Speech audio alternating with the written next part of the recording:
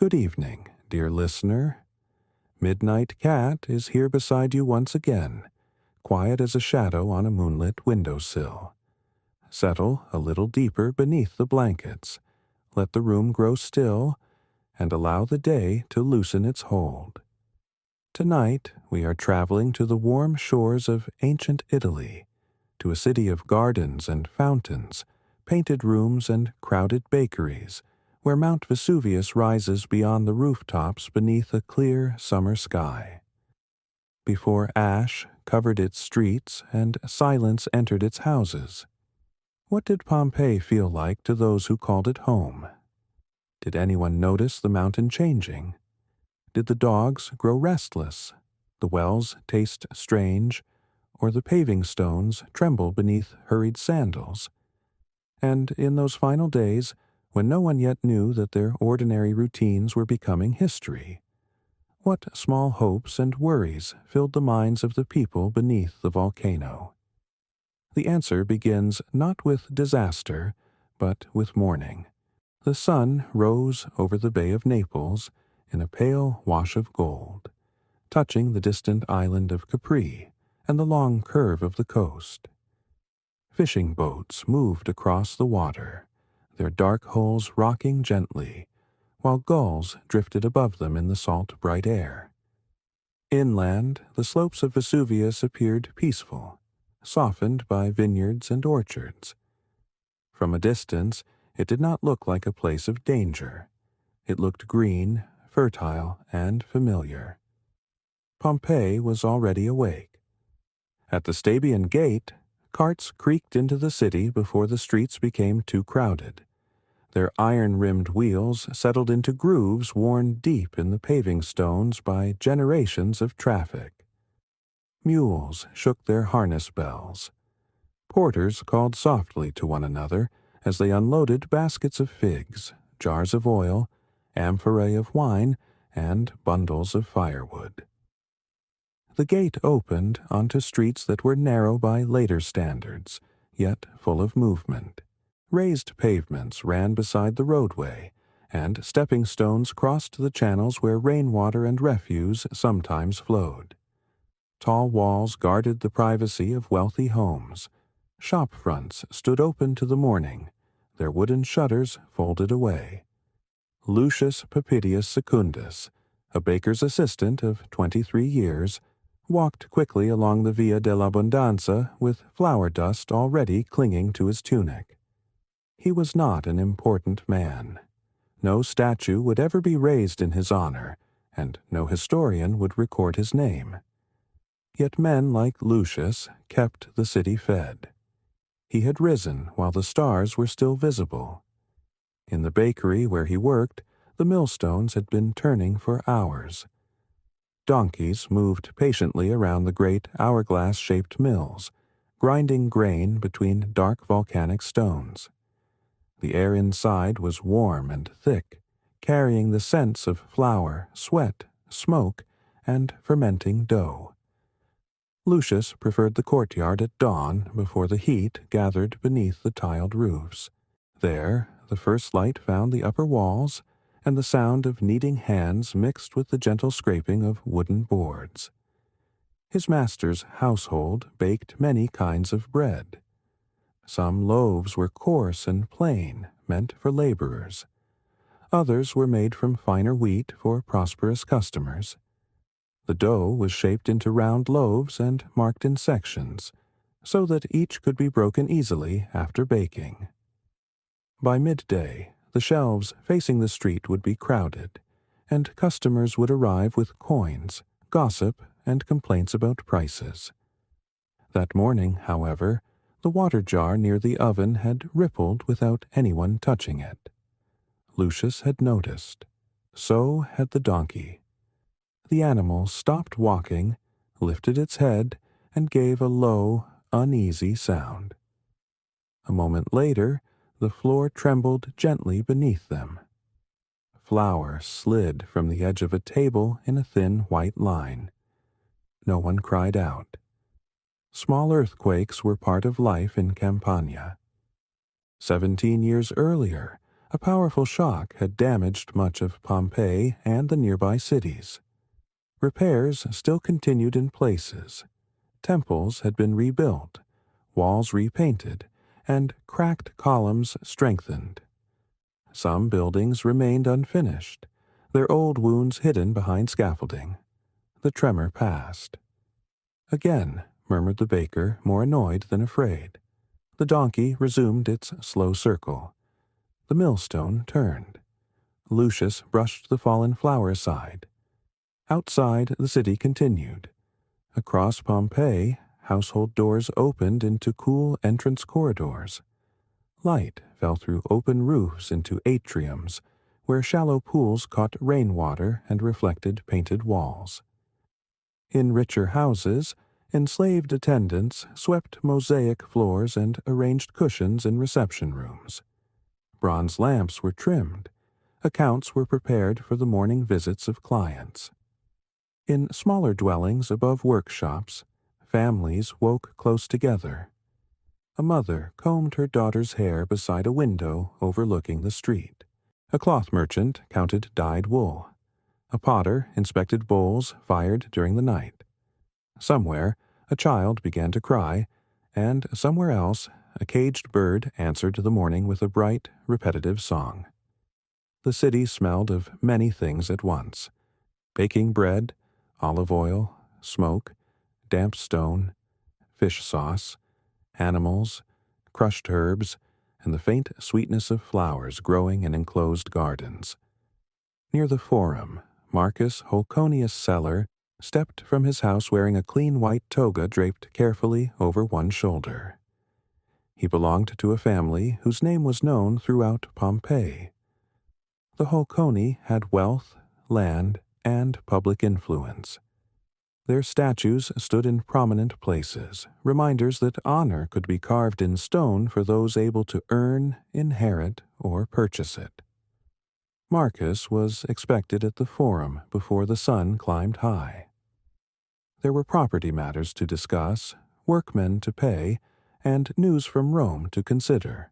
The empire was ruled by Titus, son of the late Vespasian, and though Rome lay many days away by road, its presence could be felt everywhere, in taxes, laws, ceremonies, architecture, and the faces stamped on coins.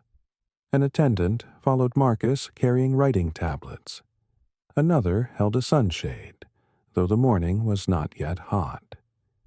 As they turned toward the Forum, Marcus paused. A hairline crack ran across the plaster near his doorway. He touched it with one finger. "Was that there yesterday?" he asked. The attendant looked uncertain. Marcus studied the wall for another moment, then continued on his way. There were always cracks in Pompeii. Walls settled. Carts shook the streets. Earthquakes came and went like distant thunder. Above the city, Vesuvius remained quiet beneath the gathering light. Wisps of cloud rested near its summit, so pale that no one thought them unusual. And as the bakeries filled with loaves, as merchants lifted their shutters and fountains spilled cold water into worn stone basins, the mountain kept its silence. By the middle of the morning, the Forum had filled with the measured restlessness of business. Sandaled feet passed over broad paving stones polished by years of use. Clerks bent over wax tablets beneath shaded porticos. Petitioners waited near public buildings, and merchants spoke in low voices beside the colonnades. At the northern end, the Temple of Jupiter rose above the square, its steps catching the sun, while farther along stood the shrines, halls, and offices through which civic life moved with solemn routine. Marcus crossed the open space slowly, greeting men whose support mattered, and acknowledging others whose names he barely remembered. The earthquake had left no visible disturbance here, beyond a few pigeons that had scattered from a roof and returned almost at once. Near the entrance to the cloth market, two builders were discussing repairs to a cracked lintel. "The ground has been uneasy all week," one said. His companion shrugged. The ground is always uneasy. Their words dissolved into the murmur of the square. Not far away, a woman named Livia carried a covered basket toward the public fountain beside the street leading to the baths. She was the widow of a bronze worker and lived with her younger sister in 2 rooms above a shop. Her mornings were governed by familiar necessities: water, grain, vegetables, lamp oil, and the careful stretching of a modest household purse. She stopped at the fountain and placed her basket on the pavement. Clear water flowed from a carved spout into the basin, spilling over its worn edge. The system that supplied Pompeii was one of the city's quiet marvels. Water traveled from the hills through channels and pipes, feeding public fountains, baths, and the houses of those wealthy enough to receive it privately. Livia filled a small jug, then frowned. The water carried a faint mineral taste. She drank again, uncertain whether she had imagined it. A man waiting behind her complained that the flow was weaker than usual. Another suggested that repairs were being made somewhere uphill. No one mentioned the mountain. From the fountain, Livia continued toward the Macellum, the market building beside the Forum. Within its courtyard, stalls displayed produce, meat, fish, and jars of preserved goods. Flies gathered beneath canvas awnings. Sellers sprinkled water across their tables to cool the stone and keep vegetables fresh. She bought onions, lentils, and a small piece of salted fish.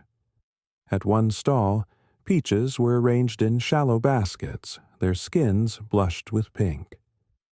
They came from the slopes, the seller told her, sweetest fruit in Campania. Livia selected 2, pressing each gently with her thumb. The slopes of Vesuvius were known for their richness. Volcanic soil, though no one understood its origin as later ages would, supported vines, orchards, and fields. The mountain gave generously. Its dark earth nourished the grapes pressed into wines traded across the region and beyond. To the people of Pompeii, Vesuvius belonged to the landscape as naturally as the sea. Ancient writers had described the mountain, and some had noticed its scorched or rocky summit, but living memory held no story of the destruction buried within it. Its shape was likely broader and lower than the cone known in later centuries, its upper slopes altered by old violence long forgotten. Livia left the market and passed beneath the shadow of a colonnade. Somewhere behind her, a bronze vessel struck the ground with a ringing crash. A mule had shied suddenly. Its driver cursed and pulled hard at the reins. The animal's eyes were wide, the muscles along its neck trembling. For a few moments it refused to move, hooves scraping against the stones, until the driver covered its eyes with a fold of cloth and led it away. The market returned to its rhythm. At the bakery, Lucius carried the first loaves to the street counter. Their crusts were browned and lightly dusted with ash from the oven. He arranged them in rows while the heat of the day settled over the city. A boy arrived with a small coin and asked for yesterday's bread, which was cheaper. Lucius gave him 2 hard pieces instead of 1, and watched him disappear between a wine shop and a doorway painted with red panels. The bakery's owner noticed. "You are generous with what is not yours," he said. Lucius lowered his eyes, but the man's tone was mild. He had known Lucius since childhood, and understood that stale bread, though saleable, was rarely worth an argument. A group of customers entered. One complained about the tremors. Another laughed, and said that Neptune was turning in his sleep. It was an ordinary joke, shaped by the beliefs of a world in which earthquakes were sometimes linked with divine forces. No one present treated it as prophecy. By noon, the streets shimmered. Many inhabitants withdrew indoors, closing shutters against the fiercest light. In the houses of the wealthy, lunch was simple compared with the evening meal: bread, olives, cheese, fruit, perhaps cold meat. In workshops, labor continued where shade allowed it. At the baths, furnaces were fed and floors warmed from beneath. Steam gathered in heated rooms, while attendants scraped oil and dust from the skin of bathers with curved metal tools. Along the Via dell'Abbondanza, painted signs and election notices covered walls. Some praised candidates for public office. Others advertised entertainments. Names written by professional sign painters stood beside rougher messages scratched into plaster by ordinary hands. Pompeii was a city that spoke through its walls. Behind one such wall lay the garden of Julia Felix, a prosperous woman whose large property occupied much of a city block. Parts of her estate were rented for baths, dining, and lodging. Water flowed through ornamental channels between clipped greenery. Statues stood among shrubs, and painted rooms opened onto shaded walkways. An elderly gardener named Philon worked near a bed of roses, loosening the soil with a wooden-handled tool. Born far across the sea, he had lived in Campania for so long that memories of his childhood had softened at the edges. He paused when the birds fell silent. For several breaths, the garden seemed unnaturally still. No sparrows fluttered beneath the eaves. No insects moved among the flowers. Even the water in the channel appeared to hesitate. Then a tremor passed through the earth. It was slight, but longer than the one at dawn. Leaves shook, though there was no wind. A small marble figure near the pool shifted upon its base. Philon placed one hand against the ground. He could feel a faint vibration lingering below the soil, like the distant movement of a heavy cart. From inside the house, someone called to ask whether anything had broken. "Nothing," he answered. The birds returned gradually, one voice and then another. Philon straightened and looked beyond the tiled roofs toward the green height of Vesuvius. The afternoon haze made the mountain's summit pale and indistinct. For a brief moment, he thought he saw a thin gray thread rising above it. He narrowed his eyes. The thread vanished into the brightness, and after a while he returned to the roses. The afternoon wore on beneath a sky so bright that the distant sea seemed made of hammered metal. Heat rested over the streets, softening the wax on writing tablets and drawing the scent of warmed pine from doors and shutters. In the garden, Philon moved from the roses to the narrow channel where water flowed beneath a small stone bridge. He found 3 dead bees floating near the edge.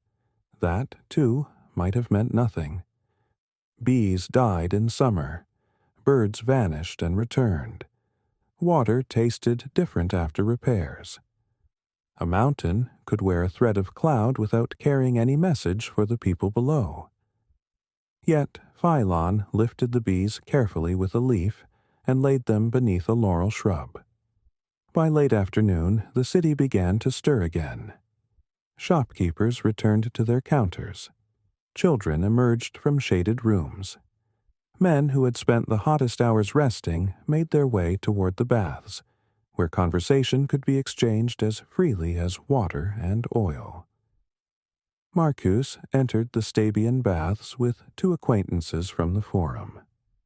They passed through the changing room, where niches held folded clothing and attendants kept watch over personal belongings. The air smelled of lamp smoke, wool, warm stone, and scented oil. Within the warm chamber, voices echoed from the vaulted ceiling. Some men spoke of rents and harvests. Others discussed rumors from Rome. A visitor from Nuceria claimed that tremors had been felt there as well, though no walls had fallen. "Campania is shaking itself awake," someone said. Marcus smiled politely. He was thinking about the crack beside his doorway. It had been small, almost invisible. Still, he had instructed a plasterer to inspect it the following morning. In the hot room, slaves poured water over heated stone. Steam rose in pale folds. Marcus sat upon a bench while an attendant rubbed olive oil across his shoulders. A low vibration passed through the floor. The bronze vessels beside the wall began to murmur against one another. No one moved at first. The sound was delicate, almost musical. Then the vibration strengthened. Water trembled in a basin. Dust sifted from a seam in the ceiling. Several bathers stood. The tremor ended before anyone reached the doorway. Nervous laughter followed. One man made an offering gesture toward the nearest household shrine, though no shrine stood within the room. Another complained that the building supervisors had neglected repairs. Marcus dressed earlier than he had intended. Outside, shadows stretched between the houses. The heat remained, but a faint breeze had begun to move from inland, carrying an earthy smell that did not belong to the sea or the city. On the Via dell'Abbondanza, Lucius closed one of the bakery shutters while the final customers chose their evening loaves. The day had been good. Only a few pieces remained. The baker's wife counted coins behind the counter. Their youngest daughter sat nearby, shaping a lump of spare dough into the form of a bird. She pressed a lentil into each side for eyes and held it up for Lucius to admire. "It needs wings," he said. She pinched 2 small folds from the dough. Outside, hooves sounded against the paving stones. A cart passed slowly, carrying amphorae toward a warehouse near the gate. Each vessel was packed with straw, yet they knocked together whenever the wheels entered one of the deep ruts. The driver stopped to drink at a fountain. "The road from Herculaneum is crowded," he told Lucius. "People are coming into the city for business before the festival." "What festival?" The man shrugged. There were always religious observances, family ceremonies, market days, and private celebrations. Pompeii lived by a calendar crowded with gods and obligations. He drank again and wiped his mouth. "Smoke on the mountain," he added. Lucius looked beyond the rooftops, but from the street the summit could not be seen. "What kind of smoke?" "Perhaps someone burning brush." The cart moved on. At sunset, the light turned amber. It entered the houses through open doorways and rested upon painted walls where gods, heroes, gardens, and imagined landscapes glowed in red, black, yellow, and blue. In some rooms, those colors were already old. In others, painters still worked to replace decoration damaged by the great earthquake of earlier years. Livia prepared lentils over a small brazier in the rooms above the shop. Her sister, Tertia, sat near the window mending a tear in a woolen cloak. Below them, the shopkeeper was closing for the night. Wooden boards slid into grooves one by one, each landing with a hollow thud. "The water tasted strange today," Livia said. Tertia bit through a thread. "It tasted strange yesterday. You never told me. You would only have worried." Livia stirred the pot. A few grains of grit moved between the lentils, though she had washed them twice. From the window came the evening sounds of Pompeii. Doors closing, sandals on stone, distant laughter from a tavern, and the call of a vendor trying to sell the last of his fruit before darkness. Then dogs began barking. One voice rose, then another, until the sound traveled along the street in an uneven chain. The sisters stopped their work and listened. A moment later, the floor shifted beneath them. The brazier rattled. Oil moved inside the lamp. From a shelf, a clay cup fell and broke. This tremor was stronger. Livia grasped the table. Tertia stood in the doorway, one hand pressed against the frame. Below, someone shouted. A shutter banged open, and a baby began crying in a neighboring house. The movement lasted only a few heartbeats, but when it ended, the room no longer felt secure. The walls stood where they had always stood, yet they seemed to have lost their stillness. The sisters carried the brazier into the courtyard below, unwilling to remain upstairs until they were certain the shaking had passed. Others had come into the street. Families spoke from doorways. A man held a lamp high while examining a fresh crack in the plaster. Children watched the adults, trying to decide whether they should be frightened. Above them, evening gathered. Far beyond the roofs, where the slopes of Vesuvius darkened against the fading sky, a small cloud had formed near the summit. It was too distant to draw much notice and too faint to trouble those who saw it. As night settled over Pompeii, lamps were lit, doors were barred, and couches were prepared for sleep. The city quietened slowly, carrying into darkness the unease of the trembling earth. Deep beneath the mountain, stone was breaking. The night did not pass quietly. Lucius woke before midnight to the sound of the wooden shutters knocking against their frame. At first he thought a wind had risen from the bay, but the air in the room was still. The small flame of his lamp stood upright. Beside the wall, a cup trembled upon a shelf. Then the bed shifted. A deep, muffled sound seemed to travel beneath the house, too low to be called thunder. Plaster whispered from the ceiling. Somewhere nearby, a jar shattered, followed by the startled cry of a neighbor. Lucius sat upright and waited. The trembling faded. Silence returned in broken pieces. A dog whining in the street, the murmur of voices behind a wall, the rustle of someone moving through a darkened courtyard. He rose, wrapped his cloak around his shoulders, and opened the door. Several neighbors had already stepped outside carrying lamps. Their faces appeared and disappeared in the uncertain glow. One man stood barefoot beside his doorway, with a household statue clutched against his chest. An elderly woman scattered a few grains of incense into a brazier and whispered a prayer. Above the roofs, the stars remained clear. Vesuvius was only a darker shape against the darkness. Another aftershock, someone said. The words gave the event a familiar name, and familiarity brought comfort. After the great earthquake years earlier, tremors had continued for days. Old people remembered sleeping outdoors while damaged walls were inspected. This was unpleasant, but not unknown. Lucius returned inside. He left the lamp burning and lay awake until the hour before dawn, listening to the city settle around him. Morning came gray and unusually cool. A haze hung over Pompeii, softening the outlines of the upper walls.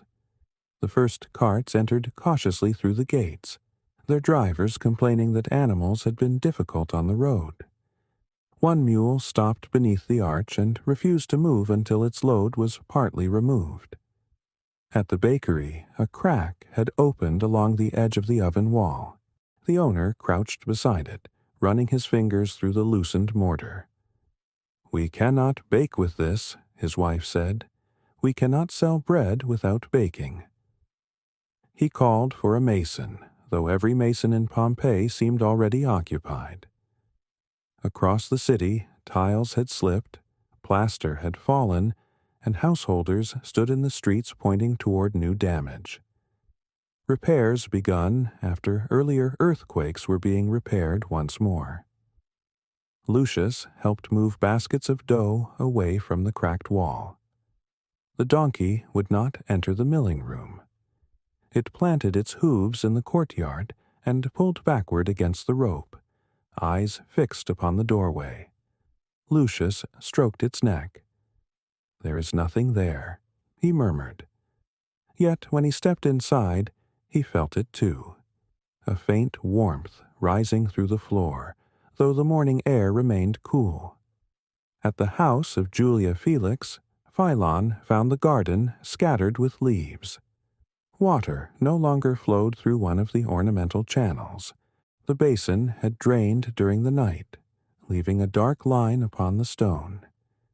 He followed the channel to its source and discovered that the supply had weakened to a thin, irregular trickle. The roses bent beneath a coating of pale dust. Philon rubbed one leaf between his fingers. The dust was fine and gray, unlike the reddish soil of the garden. He looked upward. The sky above Pompeii remained veiled, but no ordinary cloud seemed to be passing overhead. From somewhere beyond the walls came a distant booming sound. It was soft enough that he might have mistaken it for a heavy door closing. A few moments later, another followed. Inside the house, servants were opening rooms for the day. Guests who had rented lodging spoke of leaving early for the coast. Some laughed at their own uneasiness, embarrassed to admit that the night had frightened them. Philon carried the dusty leaf to the estate steward. "It may be from a fire on the mountain," the steward said. "Then it is a large fire." The steward looked toward the garden entrance, where two workmen were arguing over a fallen roof tile. "Everything seems large when the ground will not be still." Livia and Tertia spent the morning downstairs. Neither wished to return to their upper rooms except to gather clothing, food, and a small box containing family keepsakes. Livia wrapped 2 bronze brooches and a pair of earrings in cloth. Tertia carried the lamp, though daylight entered through the window. The shopkeeper below them intended to remain open. "People still need oil," he said, "and rope. Especially rope after a night like that." His confidence was partly performance. He arranged his jars with unusual care and glanced repeatedly toward the street. Customers arrived in greater numbers than usual. Some bought food for several days. Others wanted lamp oil, blankets, or cheap pottery to replace vessels broken during the tremors. Rumors traveled faster than coins. A shepherd had seen smoke near the summit. A spring outside the city had stopped flowing. Fish had floated dead near the shore. A crack had opened in a vineyard wide enough to swallow a goat. Each telling grew larger. None could be confirmed. Near midday, Marcus met other property owners beneath the forum colonnade. Public officials had received no message of danger from beyond the city. Roads remained open. The harbor functioned. No order had been given to leave. The sensible response, they agreed, was to inspect buildings and avoid panic. Marcus listened while 2 men debated whether public sacrifices should be offered. He watched a clerk press a stylus into wax, recording damage to a civic building. Then the ground moved. The paving stones rolled beneath their feet with a slow, powerful motion. Columns groaned. Pigeons burst from the roof in a cloud of wings. A marble fragment broke from a cornice and struck the square, scattering chips across the pavement. People ran from the porticos into the open forum. The earthquake continued longer than the others. Marcus struggled to remain standing. Around him, statues seemed to sway upon their bases. From the direction of the market came the crash of overturned stalls. When the movement ceased, no one laughed. Dust drifted through the sunlight. Marcus looked northward, beyond the temple of Jupiter, toward the unseen mountain. For the first time, he felt that the familiar explanations were no longer enough. That afternoon, families began leaving Pompeii. They did not flee in a single frightened multitude. They departed quietly, household by household, carrying baskets, bedding, documents, and small statues from domestic shrines. Some walked toward farms or villages where relatives lived. Others hired carts for the road to the coast. Many remained. Homes, shops, animals, savings, and stored food could not easily be abandoned because of trembling ground. Earthquakes passed. Rumors faded. Life had taught the people of Pompeii to endure interruption and begin again. As evening approached, Lucius climbed to the bakery roof. From there, above the tiles and terraces, he could finally see Vesuvius. A low gray cloud rested upon the summit, spreading slowly sideways in the windless air. Beneath it, the green slopes were already fading into shadow. Lucius watched until the baker called him down.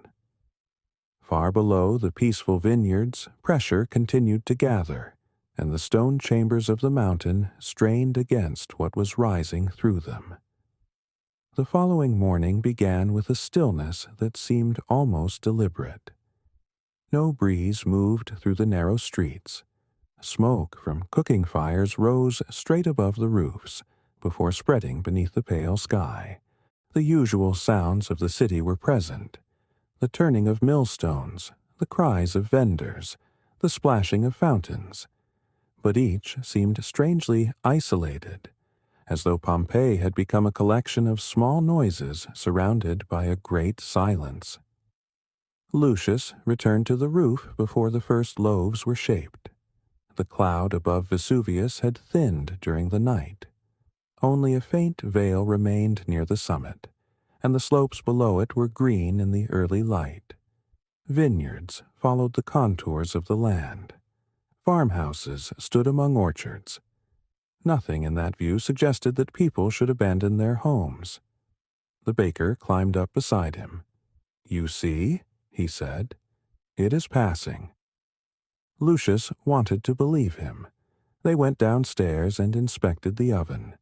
The mason had filled the largest crack with fresh mortar, though he warned that the wall should not be trusted if the ground shook again. The bakery owner thanked him, paid reluctantly, and ordered the fire lit. Soon the warmth of the oven filled the room. Dough was divided, folded, and pressed into familiar forms. The donkey, after much coaxing, returned to the mill. Its hooves moved slowly at first, then settled into the old circular rhythm. Flour rose in the air like mist. By mid-morning, customers had begun to arrive. Some spoke of relatives who had left the city. Others mocked them for their fear. A wine seller said that the roads were crowded with carts and that rooms in stabii were becoming expensive.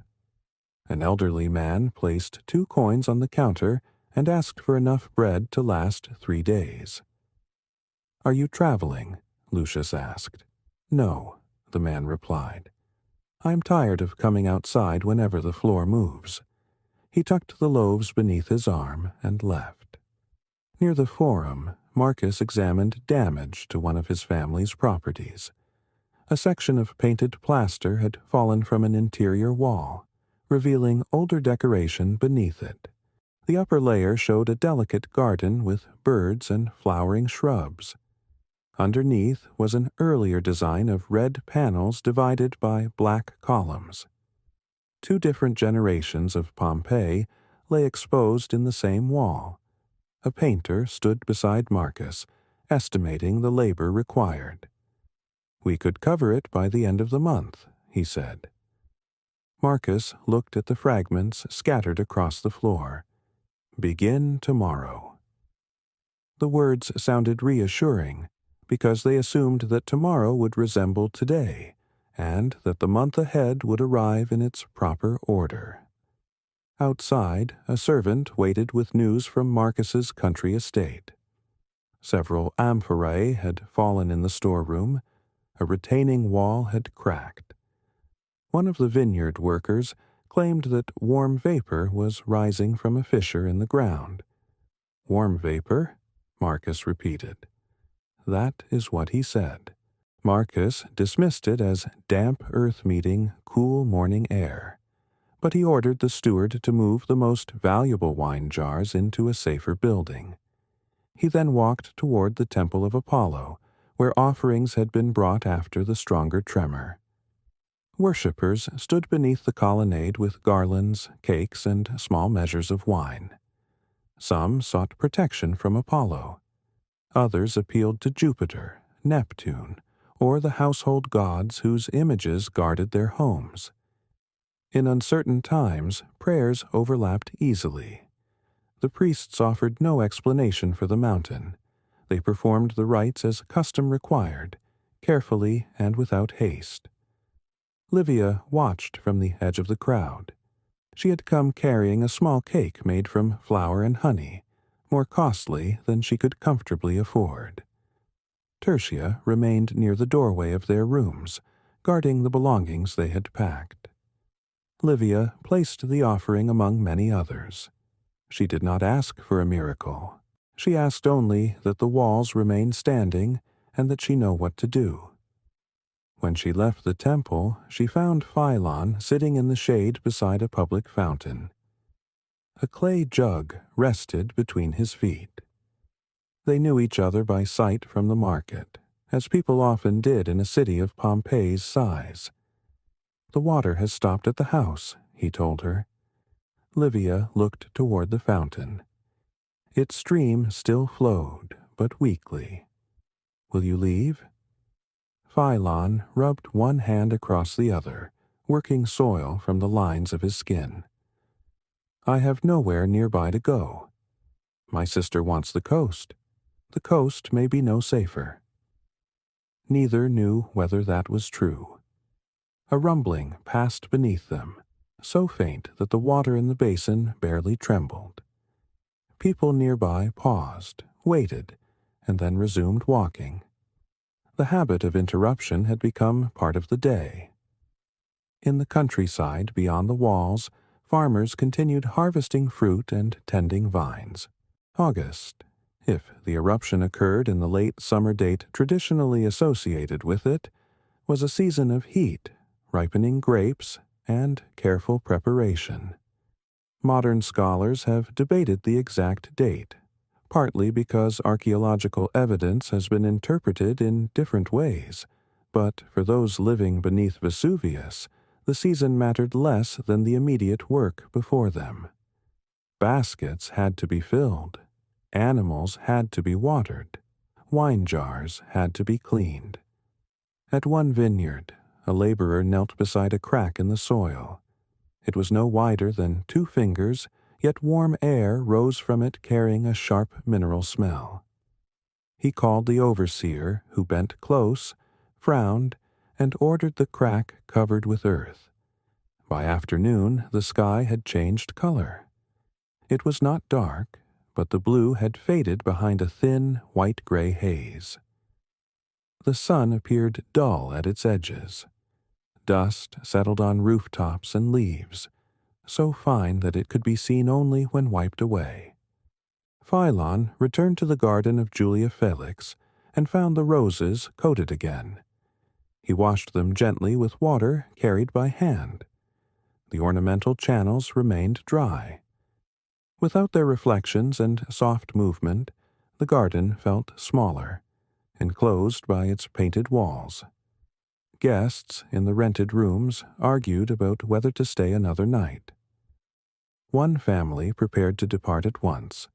Their possessions were loaded onto a cart: bedding, bronze cookware, a wooden chest, and a cage containing 2 doves. The doves beat their wings continuously. As the cart passed through the gate, one wheel struck a stone and the cage tipped sideways. Philon helped steady it. The birds pressed themselves against the bars, their dark eyes bright with fear. The family thanked him and continued toward the southern road. Near sunset, Marcus returned home and found the crack beside his doorway had widened. It now ran through the fresh plaster and into the older wall beneath. He summoned the household steward.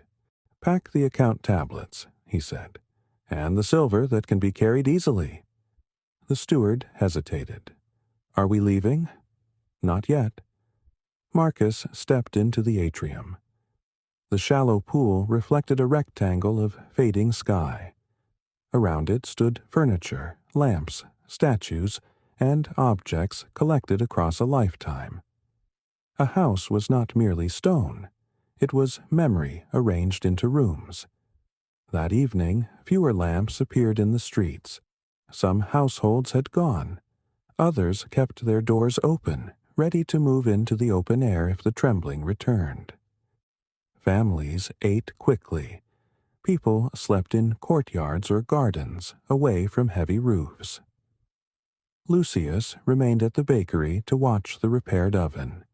He sat beside the cooling loaves with the baker's little daughter asleep against his arm. Her dough bird rested on the table, baked now into a small, uneven shape. Outside, the city lay beneath the shadow of the mountain.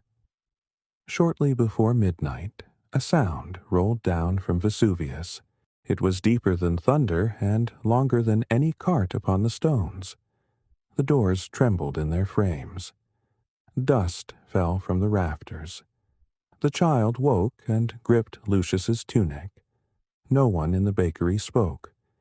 When the sound finally faded, it left behind a quiet so complete that Lucius could hear the soft crackling of the oven bricks as they cooled.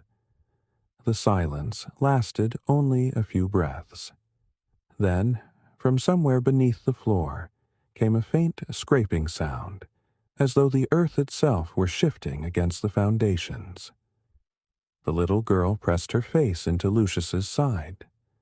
Her father crossed the room and lifted the lamp from its hook. "We should go into the courtyard," he said. His wife gathered the child while Lucius opened the rear door. They stepped outside beneath a sky in which the stars appeared dimmer than before. The air was warm and carried a smell like struck stone, dry and bitter at the back of the throat. Other families had emerged into neighboring courtyards and streets. Lamps moved in the darkness. Voices traveled from doorway to doorway. Did you hear it? Was it the sea? It came from the mountain. No one had an answer that could settle the matter. The ground trembled again, lightly this time. Roof tiles clicked together. A dog pulled free from its tether and ran along the street, claws striking the paving stones until the sound faded beyond the corner. Lucius looked toward the northern roofs, but Vesuvius remained hidden behind the buildings. He imagined the dark slope beyond them, the vineyards lying under night, the farmhouses with their lamps extinguished. He wondered whether the people there had heard the same deep sound more clearly. The baker decided that they would remain outdoors until dawn. They carried blankets into the courtyard and sat close to the wall, but not beneath the roof. The child soon fell asleep again with the little bread bird held in both hands. Her mother watched the upper windows. Her father listened to every vibration, his face tired and unreadable. Lucius did not sleep. At intervals, the earth moved. Sometimes the tremor was no more than a quiver beneath his sandals. Sometimes it rolled slowly through the courtyard and made the water jar shudder against the stone. Each time, conversation stopped. Each time, when the movement passed, people resumed speaking more softly than before. Toward morning, ash began to fall. At first, Lucius mistook it for dew drifting from the roof. A pale speck landed on his arm. He brushed it away and found another on the blanket beside him. Then a third settled upon the child's dark hair. The particles were so fine that they floated rather than dropped. The baker rubbed them between finger and thumb. "Dust," he said. But there was no wind, no cart, and no building work nearby. As dawn lightened the courtyard, the falling dust became easier to see. It gathered in the cracks between stones and along the rim of the basin. On the roofs, it formed only the faintest coating, like flour scattered across a table. Morning revealed a city that had not rested. People emerged with shadowed eyes. Some had spent the night in gardens or beneath colonnades. Others had remained indoors, trusting walls that had survived many earlier tremors. Broken cups, fallen plaster, and displaced tiles were swept aside. The routines of Pompeii resumed because routines were the only tools most people possessed against uncertainty. At the bakery, the fire was lit again. The owner spoke with forced cheerfulness. Bread would be needed, perhaps more than usual. Travelers would buy provisions. Families preparing to leave would want loaves for the road. Lucius worked without argument. He poured grain into the mill and urged the donkey forward. The animal resisted, then began its circle with reluctant steps. Every surface carried gray dust. They wiped the kneading tables. They covered the dough. They closed the street shutters as far as possible while leaving space for customers to enter. By the first hour after sunrise, the ash had stopped. The sky remained hazy, but the mountain could be seen from the roof. A dark smudge hung above the summit, broader than the cloud of previous days. It rose a little, flattened, and drifted toward the east. Lucius watched it until his eyes watered. Below, someone called for bread. At the house of Julia Felix, Philon found the garden transformed by the night's fine fall. Leaves had lost their shine. The dry channels were lined with pale powder. Footprints marked the paving stones wherever servants had crossed. He dipped a cloth into a jar and cleaned the face of a small marble statue. The stone beneath was cool and smooth. A guest passing through the garden stopped beside him. "My husband says we are leaving for Misenum," she said, though Philon had not asked. "There are ships there, and my brother's household." "That is wise," Philon replied. "Do you think so?" She looked disappointed, as though she had hoped he might tell her that leaving was unnecessary. Philon considered the mountain beyond the walls. "I think going somewhere with family is wise." The woman nodded and continued toward her rooms. By midday, carts crowded the southern roads. Some carried wealthy families with chests and servants. Others held little more than blankets, baskets, and frightened children. A few people led goats or pigs by rope. Many traveled on foot beneath the growing heat. Livia and Tertia stood beside their packed belongings in the shop below their rooms. They had one basket of food, 2 cloaks, a small wooden box, bedding rolled with cord, and a clay lamp wrapped in cloth. Everything else would remain. The table, the brazier, most of the pottery, the loom weights, the shelves, and the narrow bed where their mother had once slept. Tertia tied the final knot. "We should go now." Livia looked toward the street. "To whom?" "To Stabii, or farther. The road will be full. It is full because others have understood." Livia walked to the doorway. The fountain opposite still flowed, though barely. A woman filled jars while 3 children waited beside her. A fruit seller had opened his stall. 2 men argued over the cost of hiring a cart. The city looked troubled, not doomed. "By evening," Livia said. "We leave by evening if the ash returns." Tertia closed her eyes briefly, then agreed. At the forum, Marcus heard reports from the countryside. Wells had changed level. Animals refused to enter sheds. A section of road near a vineyard had cracked. Smoke had been seen more clearly from the north. No official order came. Roman towns did not possess the kind of organized warning that later ages would expect. There was no understanding of deep magma, rising gases, or the long preparation of an eruption. Decisions remained private, made family by family from signs that could be interpreted in many ways. Marcus ordered a cart prepared. He told his household they would travel toward the coast before sunset. The instruction brought immediate movement. Servants packed documents, clothing, silver vessels, medicines, lamps, and food. Arguments began over what should be left behind. A chest proved too heavy. A statue was wrapped, unwrapped, and finally abandoned. Marcus stood in the atrium while the household dispersed around him. In the pool, the water trembled. He watched the reflected sky break into ripples. Then a sharp report sounded from the north. It was not distant thunder this time. It was a crack vast enough to seem as though the air itself had split. Birds rose from every roof in Pompeii. People flooded into the streets and turned toward Vesuvius. Above the mountain, a dense column of cloud was climbing rapidly into the sky. For several moments, the people in the street did nothing but stare. The cloud rose with astonishing speed. It did not drift like weather arriving from the sea. It climbed from the summit in a dark, swelling mass, narrow at its base and widening far above, where it spread into great branches beneath the upper sky.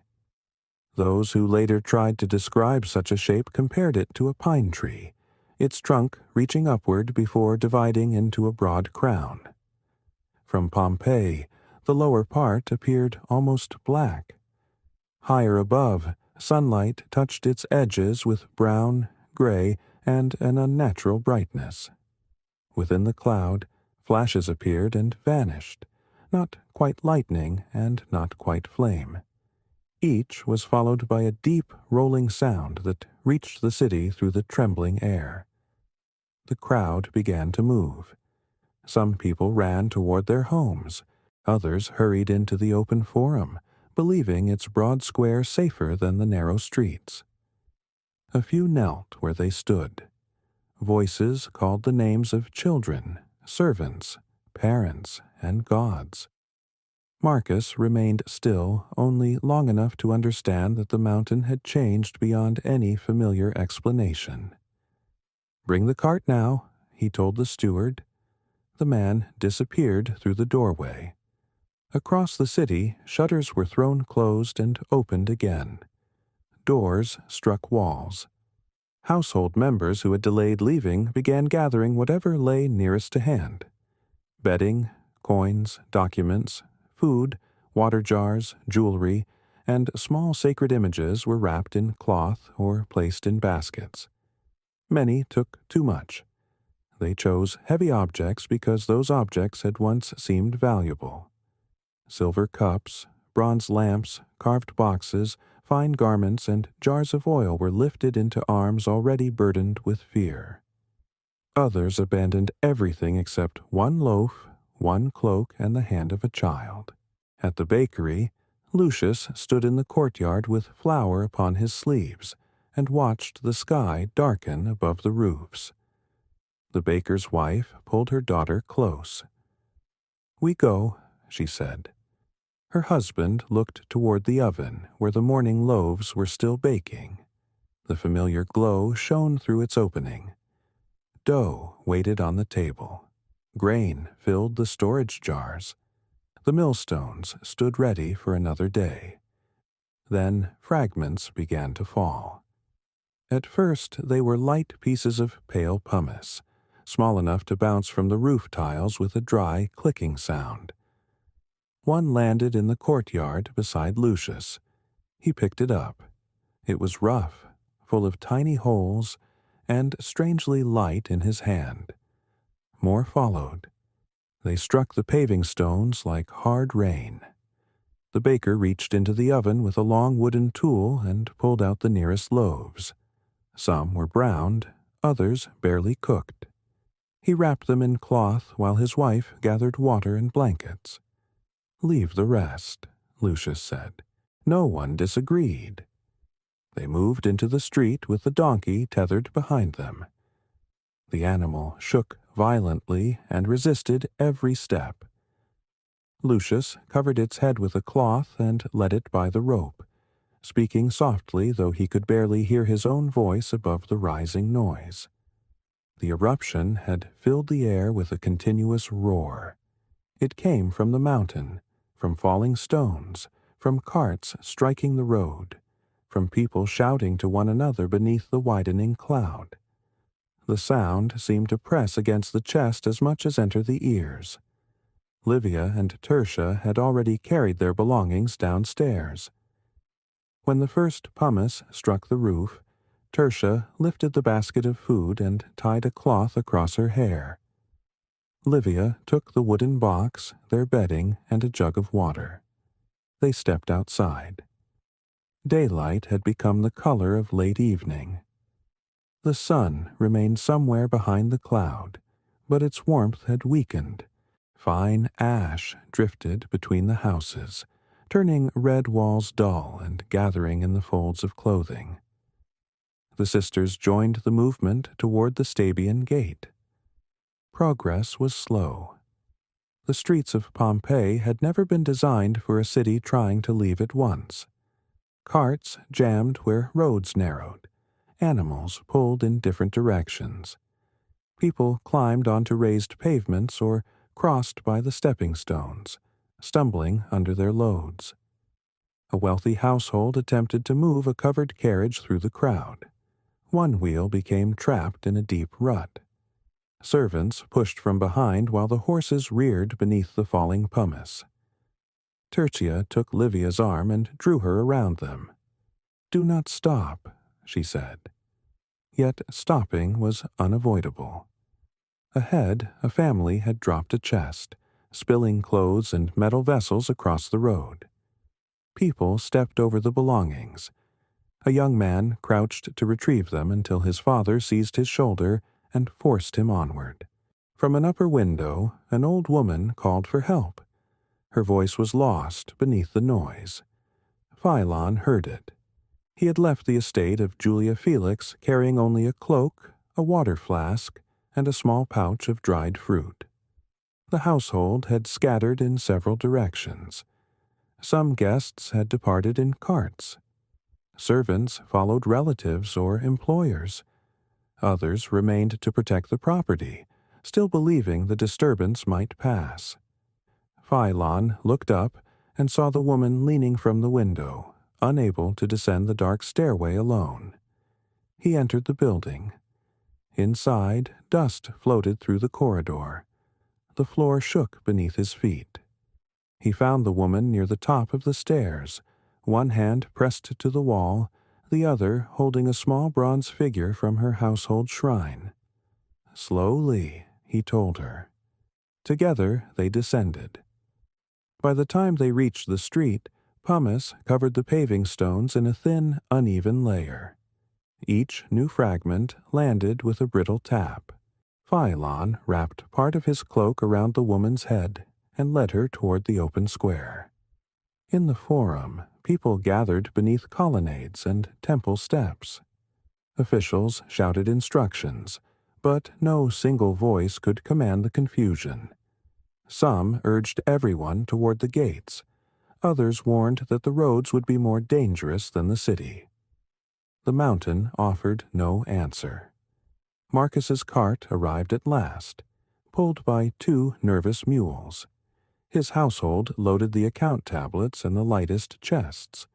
A servant placed silver vessels into a basket, then removed them to make room for water. Marcus looked once through the doorway of his house. The atrium lay dim beneath the cloud. Ash had begun to fall through the opening in the roof, touching the surface of the pool and melting into gray rings. Painted walls, polished tables, masks of ancestors, and carefully arranged lamps waited in their familiar places. He stepped outside and closed the door. The decision felt both necessary and impossible. As the cart moved south, The first layer of pumice crackled beneath its wheels. Marcus walked beside it rather than ride, steadying one mule whenever the animal shied. Lucius and the baker's family reached the same road from the east. The donkey had stopped resisting and now followed with its head lowered. The little girl carried her bread bird inside her tunic to protect it from the ash. Above them, the vast column continued to rise. Its crown spread across the sky until morning disappeared beneath it. The air grew cooler. Lamps were lit, though it was not yet afternoon. And from the mountain came another tremendous sound, followed by a heavier fall of stone. The heavier stones struck roofs, awnings, carts, and shoulders with a sound like thousands of small hammers. People raised baskets, cushions, boards, and folded cloaks above their heads. Those who had brought nothing used their hands. The pale pumice was still light enough to float briefly before falling, yet its weight gathered quickly wherever it settled. Along the street, sandals sank into a layer that had already covered the deeper wheel ruts. Lucius kept one arm around the baker's daughter while leading the donkey with the other. The child no longer cried. She stared at the darkened sky with a solemn expression, her little bread bird hidden safely against her chest. The Stabian gate lay ahead, but the crowd barely moved. A cart had overturned beneath the arch.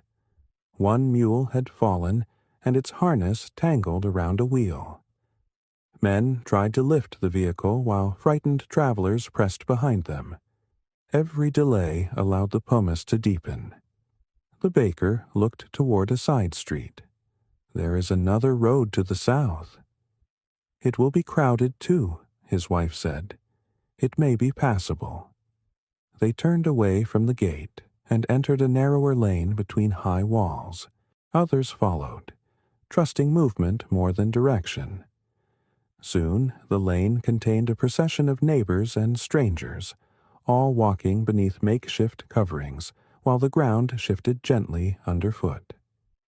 Livia and Tertia were among them. Livia had abandoned the rolled bedding after it caught against a doorway. The loss troubled her more than its value justified. The bedding had belonged to their mother, and leaving it beneath the falling ash felt like leaving a part of the household itself. Tertia carried the water jug close to her body. "Drink now," she said. "We should save it. We do not know how long the road will be." They took only a mouthful each. Ash had begun to enter through the cloth tied across their faces, drying the tongue and throat. Every breath tasted of dust and stone. Ahead, a tremor ran through the city. Walls groaned on both sides of the lane. People stopped and looked upward. A roof tile slid free, struck a balcony, and broke upon the pavement. Then, part of a plaster cornice collapsed behind them, sending up a gray cloud. The crowd surged forward. Philon guided the elderly woman into the shelter of a doorway until the shaking passed. Her name, he had learned, was Octavia. She had lived in the same rooms for nearly 40 years and seemed less frightened of the mountain than of losing sight of the bronze household figure she held. "My husband placed it there when we married," she said. Philon adjusted the cloak around her head. "Then keep it close." They entered the lane after the others. Philon's steps were steady, but he had begun to understand how quickly the city was changing.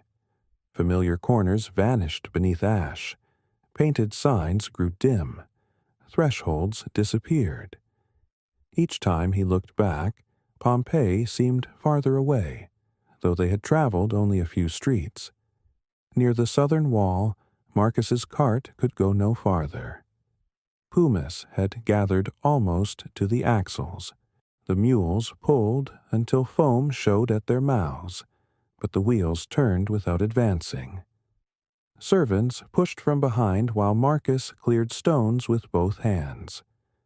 At last, one wheel cracked. The sound was small amid the eruption, yet everyone near the cart heard it. Marcus stood upright. "Take what you can carry." The account tablets were distributed among the servants. Water, cloaks, and food were given priority.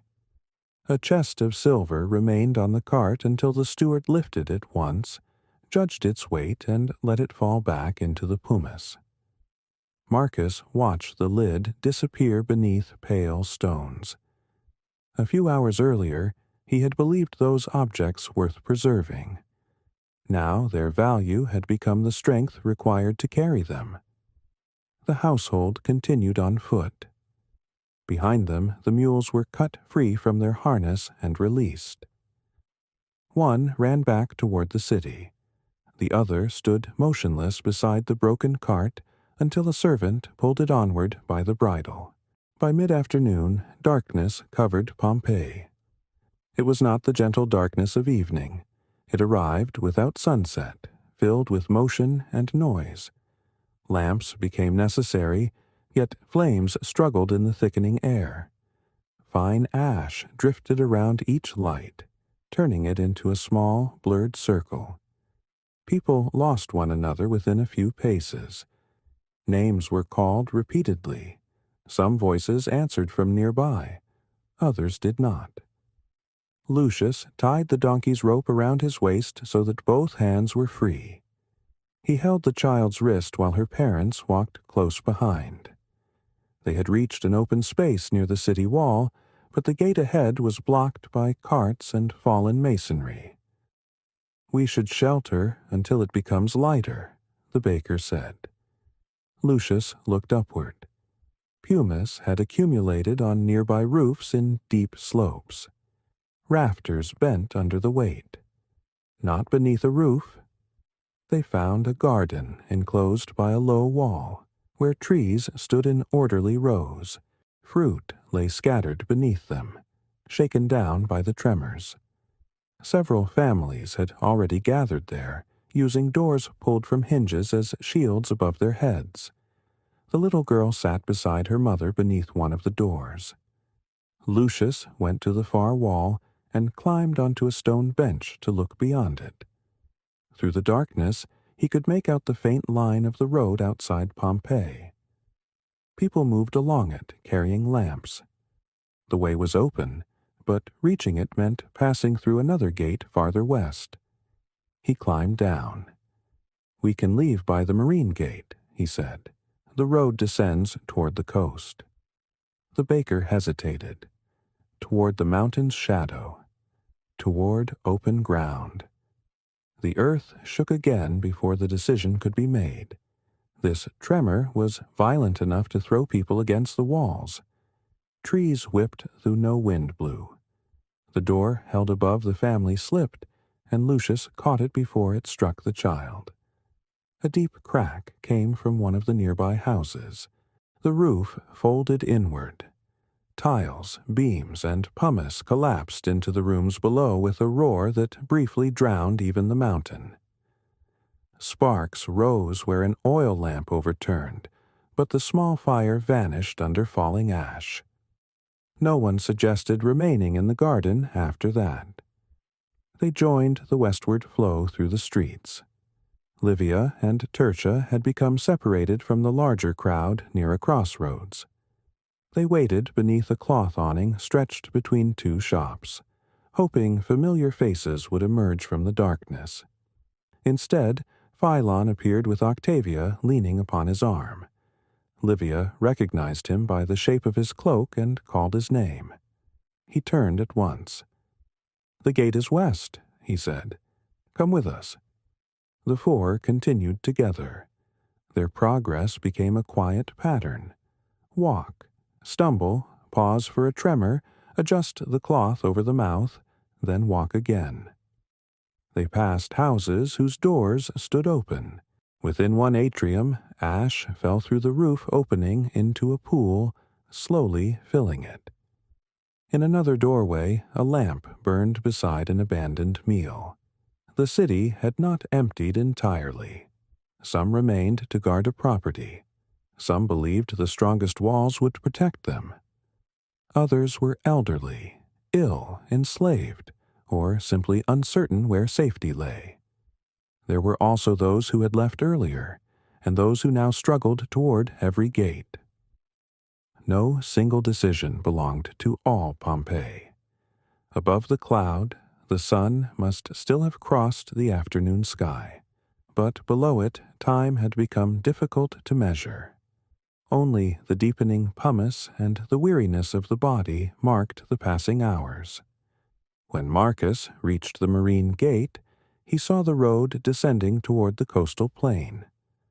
Beyond the walls, scattered lamps moved through darkness like fireflies. For the first time since the eruption began, the road ahead appeared clear.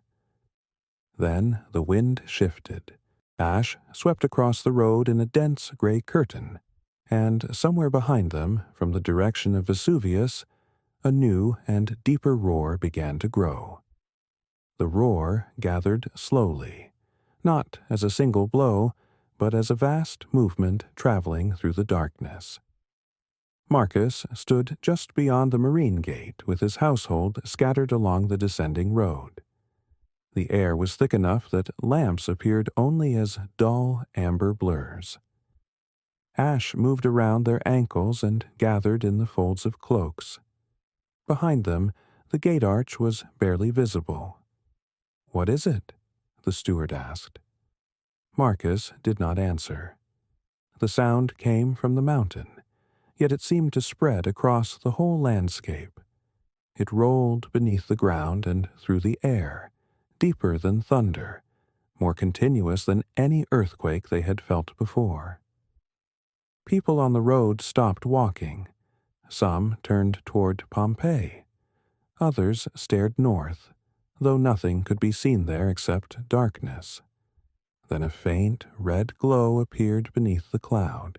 It was distant and uncertain, visible for only a few moments where the blackness above the mountain seemed to open.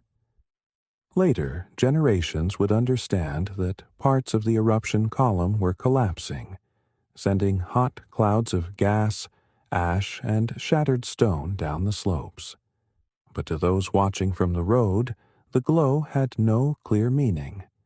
It looked like the horizon remembering fire. "Keep moving," Marcus said. The words passed through the household from one person to another. They descended toward the lower ground, stepping carefully where pumice rolled beneath their sandals. The road was crowded, yet movement had become steadier now that carts had been abandoned. Lucius and the baker's family reached the gate not long afterward. The donkey struggled on the slope. Its hooves slipped, and the rope around Lucius's waist pulled tight. He turned, braced himself, and guided the animal down one step at a time. The child walked between her parents. She had become too tired to speak. Her mother carried her for a while, then handed her to Lucius when her arms failed. The little girl rested her head against his shoulder. "Is the bird safe?" he asked. She nodded, and placed one hand over the small loaf beneath her tunic. Below them, scattered vineyards and farm buildings lay under ash. Trees bent beneath the weight. The road toward the coast was lined with people seeking open land, ships, relatives, or simply distance from the mountain. No one knew how far was far enough. Near the city wall, Livia, Tertia, Philon, and Octavia emerged from the gate together. Octavia paused at the threshold. Behind her lay the rooms where she had spent almost all her adult life, the street whose sounds she knew in every season, and the small household shrine where the bronze figure had stood for decades. Philon touched her arm. "We must go." She stepped through without looking back again. The descent was difficult for her. Pompeii shifted beneath each foot, and darkness concealed the edges of the road. Tertia walked ahead, testing the ground with a broken length of wood. Livia held the water jug, now less than half full. They shared it sparingly. Each mouthful tasted of ash. The air had grown colder since afternoon, but beneath the cold came occasional breaths of unnatural warmth. They moved through one near a vineyard wall, and everyone stopped. The warm air smelled sharply of sulfur and scorched earth. Octavia covered her mouth. "Is there a fire?" "Perhaps in the fields," Villon said. He did not believe it. A tremor passed beneath them. Stones rolled down the slope. From Pompeii came the collapse of another roof, though in the darkness it sounded like a distant wave breaking against the shore.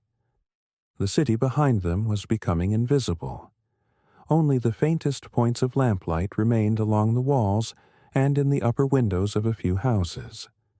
Some lights moved, others stayed fixed. Farther down the road, families gathered in open fields.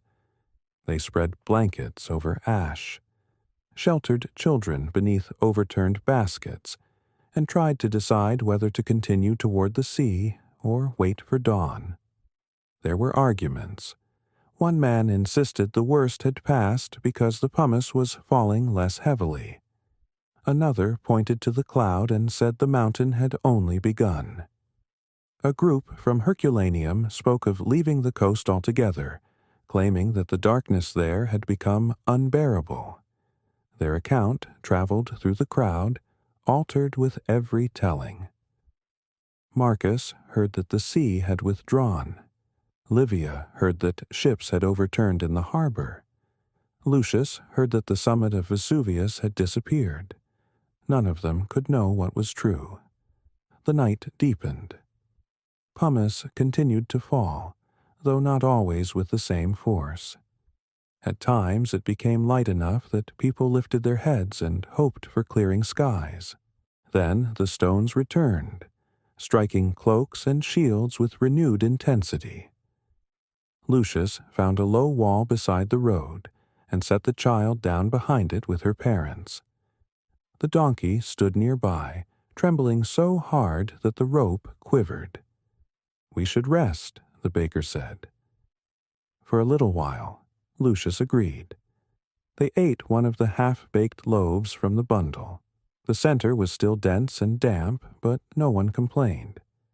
The baker's wife broke it into careful portions. Around them, the darkness breathed with human sounds, coughing, quiet weeping, murmured prayers, and the tired voices of parents calming children. No one slept deeply. Marcus settled his household in an abandoned vineyard enclosure.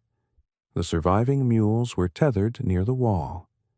Servants laid the account tablets beneath an overturned wooden trough to keep them dry from ash and possible rain.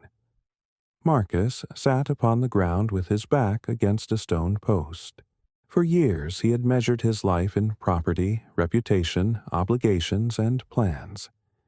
He had known where each road led, whom to greet in the forum, which official could be persuaded, and what repairs a house required. Now the road vanished after a few paces. His wealth had become a cloak, a water flask, and a handful of tablets buried beneath a trough. Near him the steward whispered a prayer. Marcus closed his eyes, but the mountain's roar entered every thought. Sometime after midnight, the fall of pumice began to change. The pale stones became mixed with darker fragments. Ash thickened in the air. Breathing grew harder, even through cloth. People rose from their resting places and looked north. The eruption column, hidden within the darkness, had begun to lose its towering shape. High above Vesuvius, its immense weight could no longer remain suspended. The first great collapse rushed down the western side of the mountain, away from Pompeii, sweeping toward Herculaneum and the coast with terrible speed. Those farther south did not see it clearly, but they heard the sound. It was like a storm breaking inside the earth. The ground shook continuously. A hot wind moved through the fields, Animals cried out and pulled against their ropes. Lucius lifted the child. Marcus called his household to their feet. Philon placed both arms around Octavia as she stumbled. Across the darkened plain, hundreds of people began moving again, not because they knew where safety waited, but because remaining still had become impossible. Behind them, Pompeii endured beneath roofs burdened with stone. Ahead, the road disappeared into ash. And from the mountain came another roar, nearer than the first. The nearer roar changed the movement of the crowd into something more urgent, though still not quite a flight. People could not run easily over the deepening ash and loose pumice. They hurried in short, uneven steps, holding cloth across their mouths and reaching through the darkness for companions. Lamps swung from trembling hands. Some flames went out and were not relit. Lucius carried the baker's daughter against his chest. Her father walked beside him with one hand upon Lucius's shoulder, while the mother followed close enough to grip the back of his tunic. The donkey had broken free. Its rope had slipped from Lucius's waist during the last tremor, and the animal vanished into the darkness before he could reach it. For several moments he heard its hooves striking the buried road. Then the sound was absorbed by the mountain. He felt the loss keenly.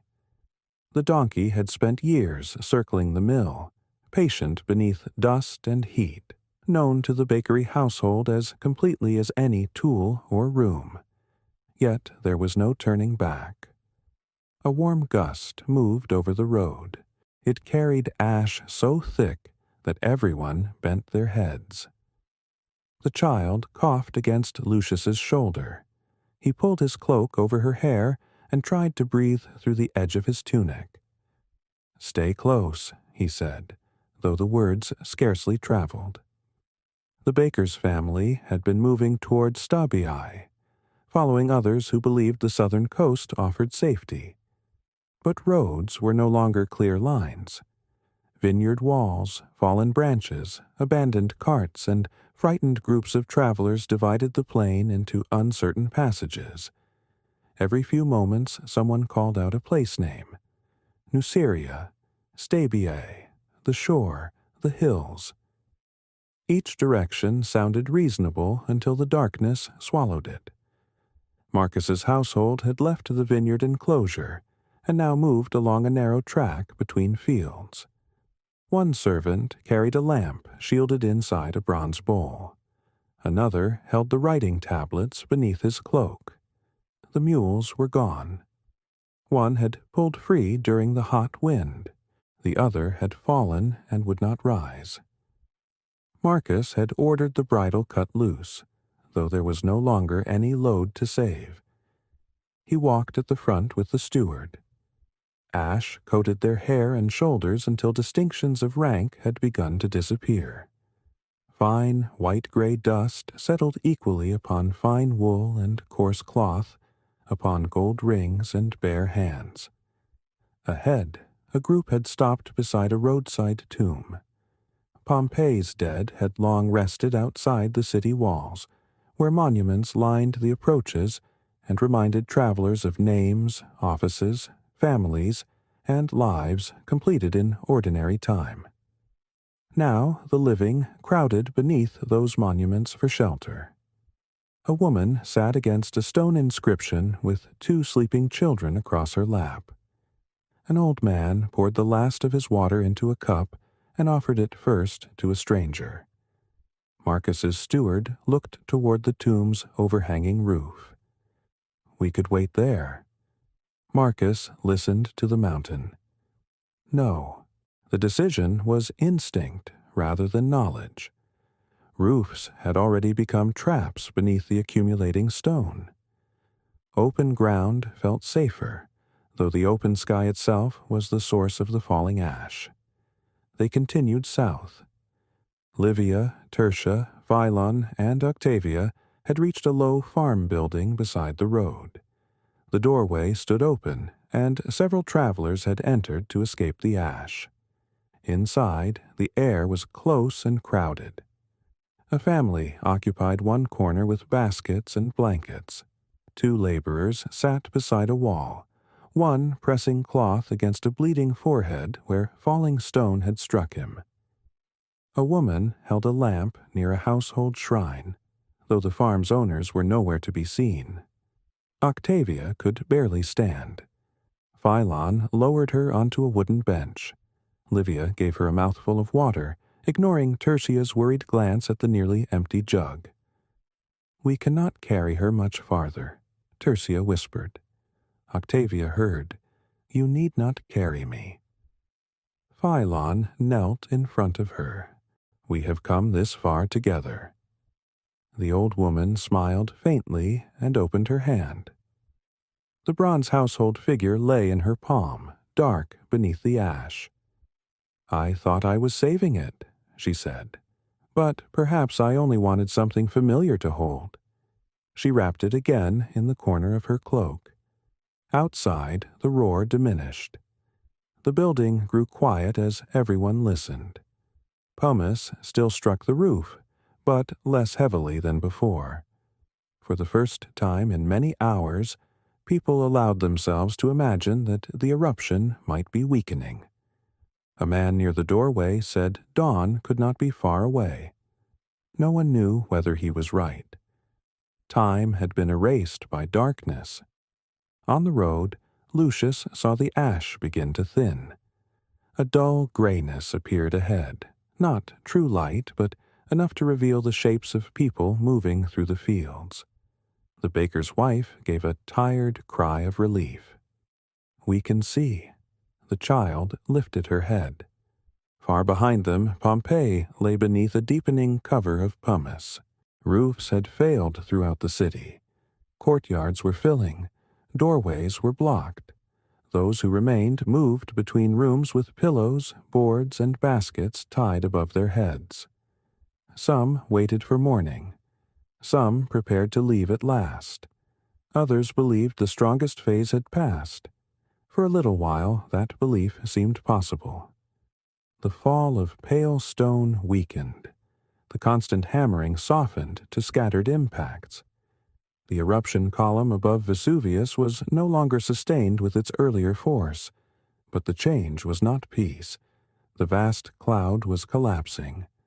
Ash, gas, and volcanic fragments surged outward from the mountain in repeated currents, moving with a speed no person on foot could match.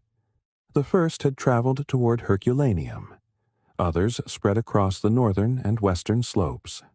The plain south of Vesuvius remained beyond their reach for a time. That time was narrowing. Marcus noticed the horizon before anyone else in his household. To the north, beneath the dark cloud, a low blackness seemed to be advancing across the land. It had no clear edge. It swallowed what little distinction remained between vineyards, roads, and sky. He stopped walking. The steward followed his gaze. "What is that?" Marcus could not answer. A flash appeared within the cloud, illuminating its underside with a red-brown glow. For one instant, the advancing mass revealed itself as a rolling wall of dust and vapor. Then darkness closed again. "South," Marcus said. "Do not stop." The command moved quickly through the household. In the farm building, Philon heard people shouting outside. He went to the doorway. Travelers were running now, truly running, stumbling through ash and abandoning baskets behind them. They pointed north, but did not pause to explain. Philon looked beyond them. The air had changed. The darkness approaching from the mountain was denser than night. It moved over the ground, folding and billowing, hiding every lamp in its path. He turned back into the room. "We must leave." Octavia tried to rise.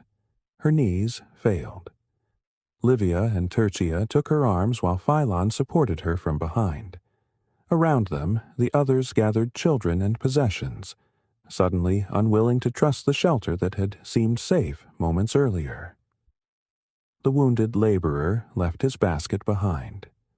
The woman at the shrine extinguished the lamp rather than carry it. They emerged into falling ash. A dim band of early morning light had begun somewhere beyond the southern horizon, but it could not penetrate the cloud above them. It showed only as a paler darkness, a direction rather than a dawn. Lucius saw figures streaming from a farm building ahead. Among them he recognized Philon's broad shoulders and Livia's cloth-covered head. He called out, and Philon turned. For a brief moment, the scattered lives of Pompeii gathered again upon the same road. Marcus's household moved farther ahead. Livia and Tertia supported Octavia. Lucius carried the child. The baker and his wife shared the last loaves among those walking nearest them. No one spoke of possessions now. Behind them, the advancing cloud rolled across the plain. The sound it made was no longer like thunder. It was like an immense sea rushing through darkness, though the shore lay far away. The sound came closer with each step.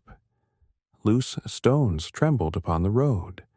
Ash lifted from the ground before the approaching current reached it, rising in thin, twisting veils around the traveler's legs. Those who looked back saw no mountain, no city, and no horizon. They saw only the immense darkness spreading over the plain. Marcus urged his household toward a ridge where the road climbed between vineyards. The ascent was slight, yet every pace required effort. Pumice slid beneath sandals. Cloaks pulled heavily at shoulders. Breathing through layers of cloth became slow and painful. One of the servants dropped the bundle of writing tablets. The waxed boards struck the ground and opened like fallen leaves.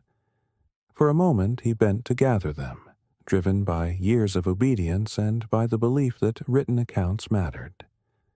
Marcus seized his arm. "Leave them."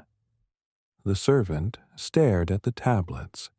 They contained rents, debts, harvest measures, names of tenants, and agreements carefully preserved through seasons of business.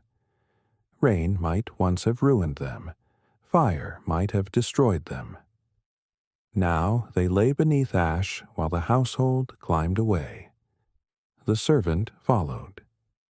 Behind them, Lucius shifted the child higher against his shoulder. Her weight had become almost unbearable, yet he could not imagine setting her down. She had stopped watching the sky.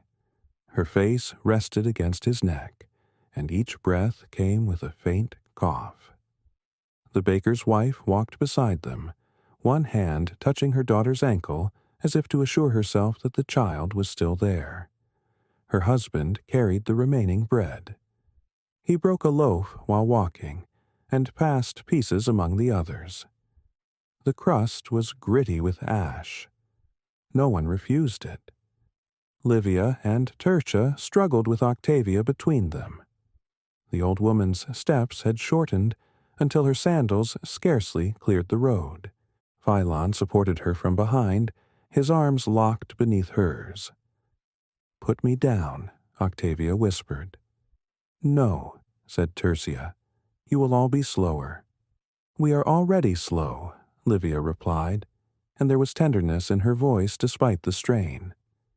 Octavia seemed to consider this. Then she tried to help again, pressing her feet into the loose ground and lifting her head toward the pale southern sky. The first, faint light of dawn had begun to gather there. It was a colorless light, filtered through ash, but it revealed the shapes of cypress trees and vineyard posts. For a few breaths, the travelers could see the road ahead bending around a low hill. Beyond it lay country leading toward Stabii. The sight gave them strength. People called to one another that morning was coming. Some began to pray aloud. Others promised children that they would soon reach clean air and water. Then the cloud behind them struck the outer fields. The vineyards disappeared. There was no flame racing along the ground, as frightened imagination might have expected. Instead, the darkness swallowed each wall, tree, and building without distinction. It advanced in a rolling mass, its upper surface folding over itself. Dim flashes moved within it. The warm wind arrived first. It touched the travelers' backs and grew swiftly hotter. Ash swept past them horizontally. Lamps that had survived the night vanished. People cried out and pulled cloaks over their heads. Phylon looked toward the hill. "There," he said, "behind the ridge." The land beyond its crest might offer no true protection, but it was the only shape between them and the current. The road was too crowded, so he guided the women across a low vineyard wall. They climbed awkwardly over it. Tertia went first and turned to receive Octavia. Livia followed with the water jug. Phylon lifted the old woman beneath the arms while Lucius, arriving behind them, helped support her feet. For a moment, all of them worked together without speaking. Octavia crossed the wall. The baker's family followed. Marcus and part of his household were already descending the far side of the ridge, their figures pale beneath ash. On the slope, the ground was softer. Vines grew in rows supported by wooden stakes. Their leaves were coated gray, and clusters of grapes hung beneath them, nearly ripe. Some had burst from the shaking, releasing a faint sweetness into the bitter air. Lucius noticed the scent. It was strangely gentle, the smell of fruit, earth, and crushed leaves beneath a sky filled with stone. They descended into a shallow hollow. The roar passed above them with such force that everyone crouched. Ash streamed over the ridge. A cypress tree bent until its upper branches touched the ground, then sprang partly upright again.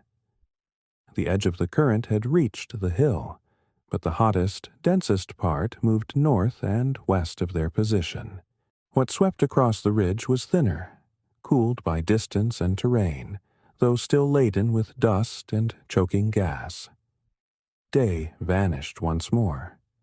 Lucius lay over the child, using his body and cloak as a shield. The baker and his wife pressed close beside him. Livia covered Octavia's face with damp cloth. The last water from the jug darkened the fabric. Tertia crouched against her sister, eyes closed. Phylon knelt with one hand buried in the soil between the vines. The ground was warm. Ash filled every space. It entered ears, eyes, mouths, and clothing. For several minutes, the world contained nothing but rushing air and the struggle to breathe. Then the force weakened. The roar moved southward and thinned. A heavy silence followed. No one rose immediately. Lucius lifted his head first. The darkness remained, but it was no longer moving so violently. He could hear coughing nearby. Someone farther down the hollow called a name again and again. The child stirred beneath him. Her small hand emerged from the cloak, still gripping the bread bird. Lucius laughed once, softly, though tears had cut clean lines through the ash upon his face. The baker's wife gathered her daughter into her arms. Marcus appeared through the haze with the steward beside him. Several members of his household had become separated during the crossing. He called for them, listening between each shout. 2 answered. Others did not. There was no time to search far. The mountain continued to rumble, and the air behind them remained black. Phylon helped Octavia sit upright. She seemed smaller than before, her cloak heavy with ash. When she opened her hand, the bronze household figure was gone. It had fallen somewhere on the ridge. Octavia looked at her empty palm for a long moment. Then she closed her fingers and placed the hand over her heart. "Leave it," she said. No one needed to tell her. They began moving again through the vineyard hollow, no longer following a proper road. the southern light slowly returned, dull and reddish through the suspended ash. Around them, survivors emerged from behind walls and trees, their clothing and faces made almost unrecognizable by dust. Farther north, Pompeii remained beneath the eruption column. The city's roofs bore an enormous weight of pumice. Streets had become deep channels. Doorways were sealed. In houses where people still waited, lamps burned weakly in air thick with ash. Some who had remained now tried to escape. They climbed over fallen walls and crossed rooms where floors could no longer be seen. They tied cushions above their heads and carried lanterns into a darkness that seemed endless. Beyond the city, the survivors in the vineyard reached the southern side of the hill. There, at last, the air was clearer. Not clean, not yet, but thin enough that the pale outline of the coast could be seen in the distance. The sea appeared beneath the dawn like a narrow strip of dull silver. And along the road toward Stabii, more people were moving south. The road toward Stabii was no longer a road in the ordinary sense. It was a pale, uneven ribbon beneath ash, crowded with people who had lost nearly everything that had once separated one household from another. Wealthy citizens walked beside laborers. Freed people supported former masters. Enslaved servants carried children who were not their own. Cloaks had become bandages, veils, blankets, and sacks. Jewelry remained hidden beneath dust, while the simplest objects, a cup, a strip of cloth, a piece of bread, had become precious. The survivors from Pompeii joined the southward movement. Marcus counted his household whenever the haze allowed him to see them clearly. The steward remained. 3 servants walked close behind. 2 others had answered from the vineyard hollow and now followed at a distance. 4 were missing. He repeated their names quietly, not because he expected a reply, but because saying them prevented the mountain from erasing them completely. Lucius walked near the baker's family. The little girl had recovered enough to stand, though she held his hand and stumbled often. Her bread bird had broken during their escape across the ridge. One wing was gone, and the surface was dark with ash. She did not throw it away. Her father carried no more loaves. The last had been divided in the vineyard among those who could eat. His hands, which had shaped and sold bread every morning for years, now hung empty at his sides. From time to time he looked back toward Pompeii. Nothing of the city could be seen. The northern horizon had become a wall of cloud, rising from the earth into the heavens. Within it, flashes came and went. The eruption column above Vesuvius continued to collapse in stages, and each collapse sent another current down the slopes. Those currents did not all follow the same path. Terrain guided them.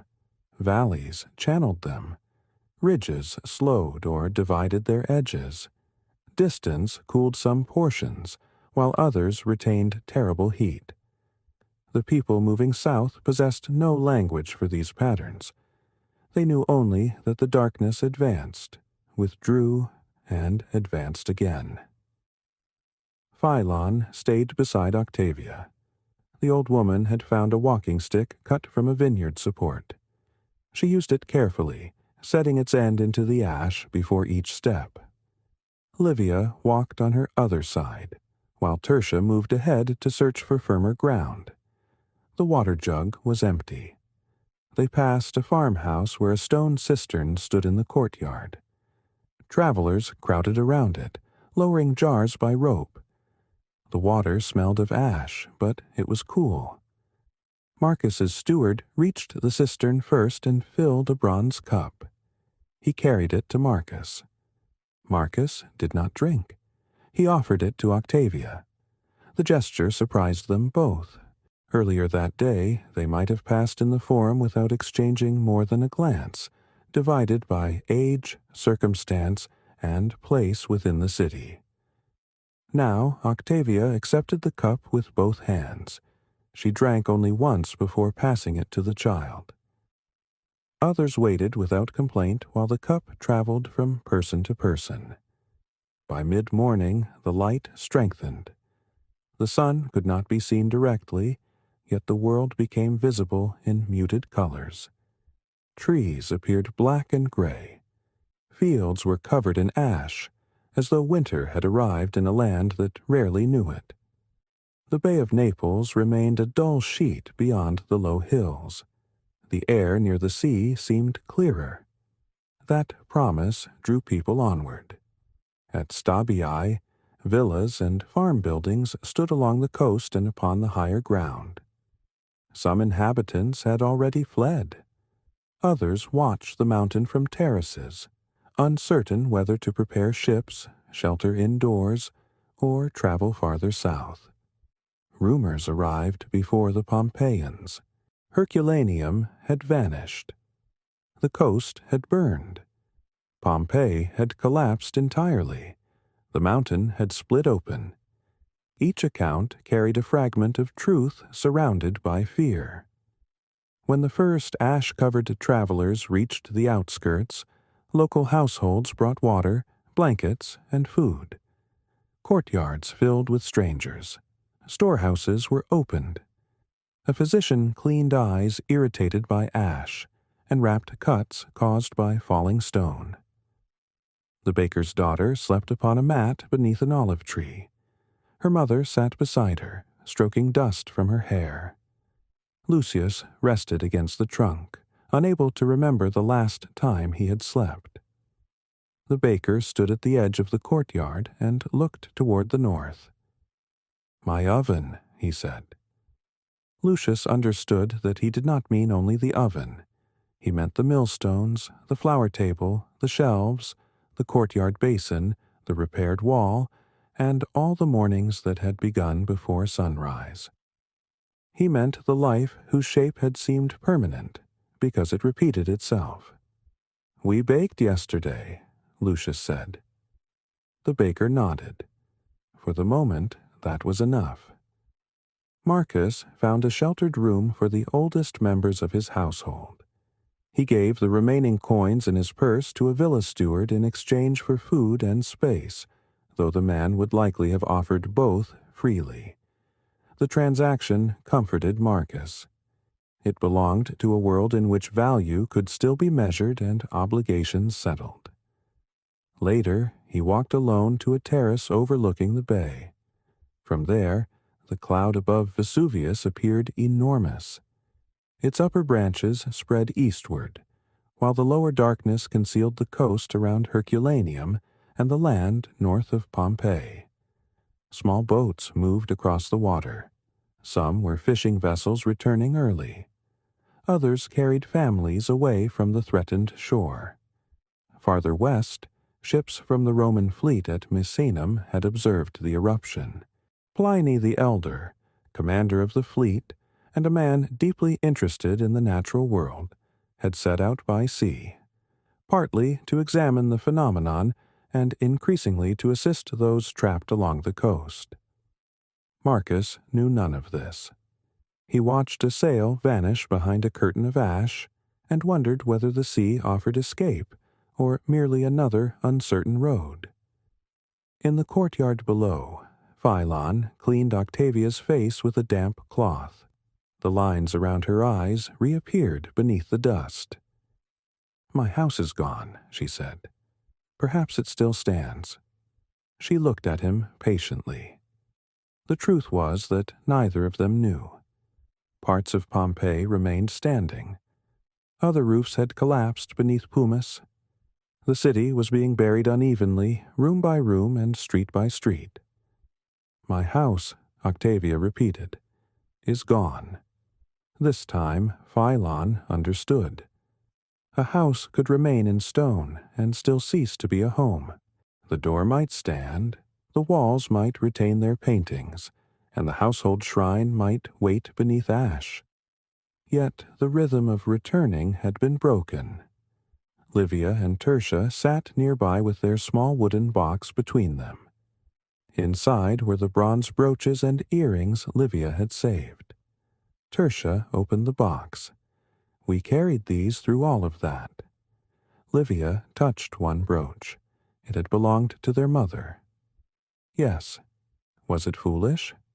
Livia listened to the child breathing beneath the olive tree, to strangers sharing water, and to the distant mountain. No, she said, but they are not why we survived. A new tremor passed beneath Stabiae. Cups rattled. Birds lifted from the trees. Everyone in the courtyard became silent. To the north, the lower cloud thickened once more. Those who had begun to rest rose slowly to their feet, and the people of Pompeii turned again toward the road. The decision to leave Stabiae spread through the courtyards before anyone formally announced it. People gathered what little they had unpacked. Blankets were rolled again. Water vessels were filled. Children were lifted from sleep and wrapped in cloaks still gritty with ash. Those who had offered shelter now prepared to travel beside those they had received. The mountain rumbled continuously. From the terrace, Marcus watched the cloud thicken over the northern coast. The lower darkness appeared to spread outward, obscuring fields and villas that had been visible only moments before. He could no longer see the road by which they had arrived. A villa steward came to stand beside him. "The wind is carrying it south," the man said. "Where will you go?" "Higher ground, perhaps, or along the coast toward Sorrentum." Neither choice carried certainty. Below them, servants called names and counted jars. A horse was brought from a stable, but it reared at the smell of the air and could not be saddled. Its owner ordered the gate opened and released it. The animal ran across the courtyard, hesitated beneath an arch, then disappeared among the olive trees. Marcus descended from the terrace. His household was already waiting. The steward had found one of the missing servants among another group of refugees. The young man's tunic was torn, and one arm hung stiffly at his side, but he was alive. Marcus placed a hand upon his shoulder. No formal words came to him. The servant lowered his head, and together they joined the movement toward the southern road. Under the olive tree, Lucius woke the baker's daughter gently. For a moment she looked around as though expecting to see the bakery courtyard, the flour table, and the donkey at the mill. Then the mountain sounded, and memory returned. She reached immediately for the broken bread bird. Her mother tied it into a corner of cloth so the remaining pieces would not crumble. Her father filled a small sack with dried beans offered by the villa household. Lucius stood slowly. Every muscle ached. Ash had worked beneath his sandals, rubbing the skin raw. Yet the thought of remaining beneath another roof seemed worse than walking. Philon helped Octavia rise. She leaned more heavily upon the vineyard stake than before, but refused to be carried. Livia placed one of the bronze brooches from the wooden box into the fold of Octavia's cloak. "For the cloth," she said. The old woman understood that the gift was not truly about fastening cloth. She touched Livia's cheek with two dusty fingers, then secured the cloak beneath her chin. Tertia closed the box and tied it beneath her tunic. They left Stabiae as the morning light began to fade once more. The road ran southward above the shore, bordered by villas, gardens, and cultivated fields. In ordinary weather, travelers would have seen the blue bay, green headlands, and distant islands. Now the sea was almost indistinguishable from the ash-filled sky. A strange tide moved near the coast. The water had drawn back in places and surged forward in others, disturbed by the earthquakes and atmospheric violence. Boats pulled against their ropes. Sailors shouted from the beach. urging families either to board quickly or remain inland until the sea settled. Some chose the ships, others feared them. Marcus paused where a path descended toward a small landing. A merchant vessel waited offshore, its sail lowered, while rowers struggled to keep the bow turned away from the beach. "There is room," said the steward. Marcus watched the water rise and fall against the stones. A sudden tremor sent loose rocks sliding from the path. The vessel's mast swayed sharply. "No," he said, "we remain on land." Farther along the coast, another group made the opposite decision. Parents passed children into a fishing boat. Bundles were thrown after them. The boat pushed away under oars and vanished into the haze. No one knew which choice was safer. The people from Pompeii continued along the higher road. Ash began falling again, finer than before. It settled silently rather than striking like pumice. The air grew dim and close. Cloths were dampened and tied over mouths whenever water could be spared. Lucius walked beside the baker. Behind them, the little girl held her mother's hand. "Will we make bread tomorrow?" she asked. Her father looked toward the dark road ahead. "We will make bread again," he said. He did not promise tomorrow. The answer seemed to satisfy her. They passed a villa whose doors stood open. Inside the atrium, abandoned furniture had been covered with sheets to protect it from ash, as though the household expected to return after a short absence. A bowl of figs rested upon a table. Water still stood in the central pool. Travelers entered only long enough to refill jars. No one disturbed the figs. By afternoon, the road climbed. The higher ground offered clearer air, though the view northward had become more troubling. The cloud above Vesuvius no longer resembled a tree. Its great upper crown had spread and weakened, while dense masses repeatedly descended toward the earth. Each collapse sent another surge across the land. Modern understanding would later distinguish between the towering column, the falling pumice, and the ground-hugging currents of ash and gas. To those upon the road, they were all parts of one vast event whose rules changed from hour to hour. A new current moved toward Stabii. Those on the hillside saw it cross the lower country as a dark, rolling blanket. Villas disappeared beneath it. The coast vanished. The place where they had rested beneath the olive trees was swallowed from sight. The travelers stopped. Even at a distance, the current sent a warm pressure through the air. Trees bent toward the south. Fine ash lifted around their feet and streamed along the road.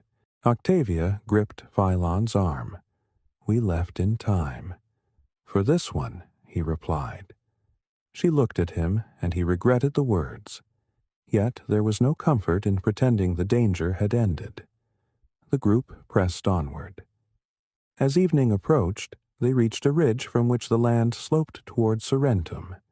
The air there carried a faint scent of the open sea rather than sulfur. For the first time since leaving Pompeii, patches of ordinary sky appeared far to the south. They were narrow and pale blue. People pointed toward them. Children stared as if seeing color for the first time.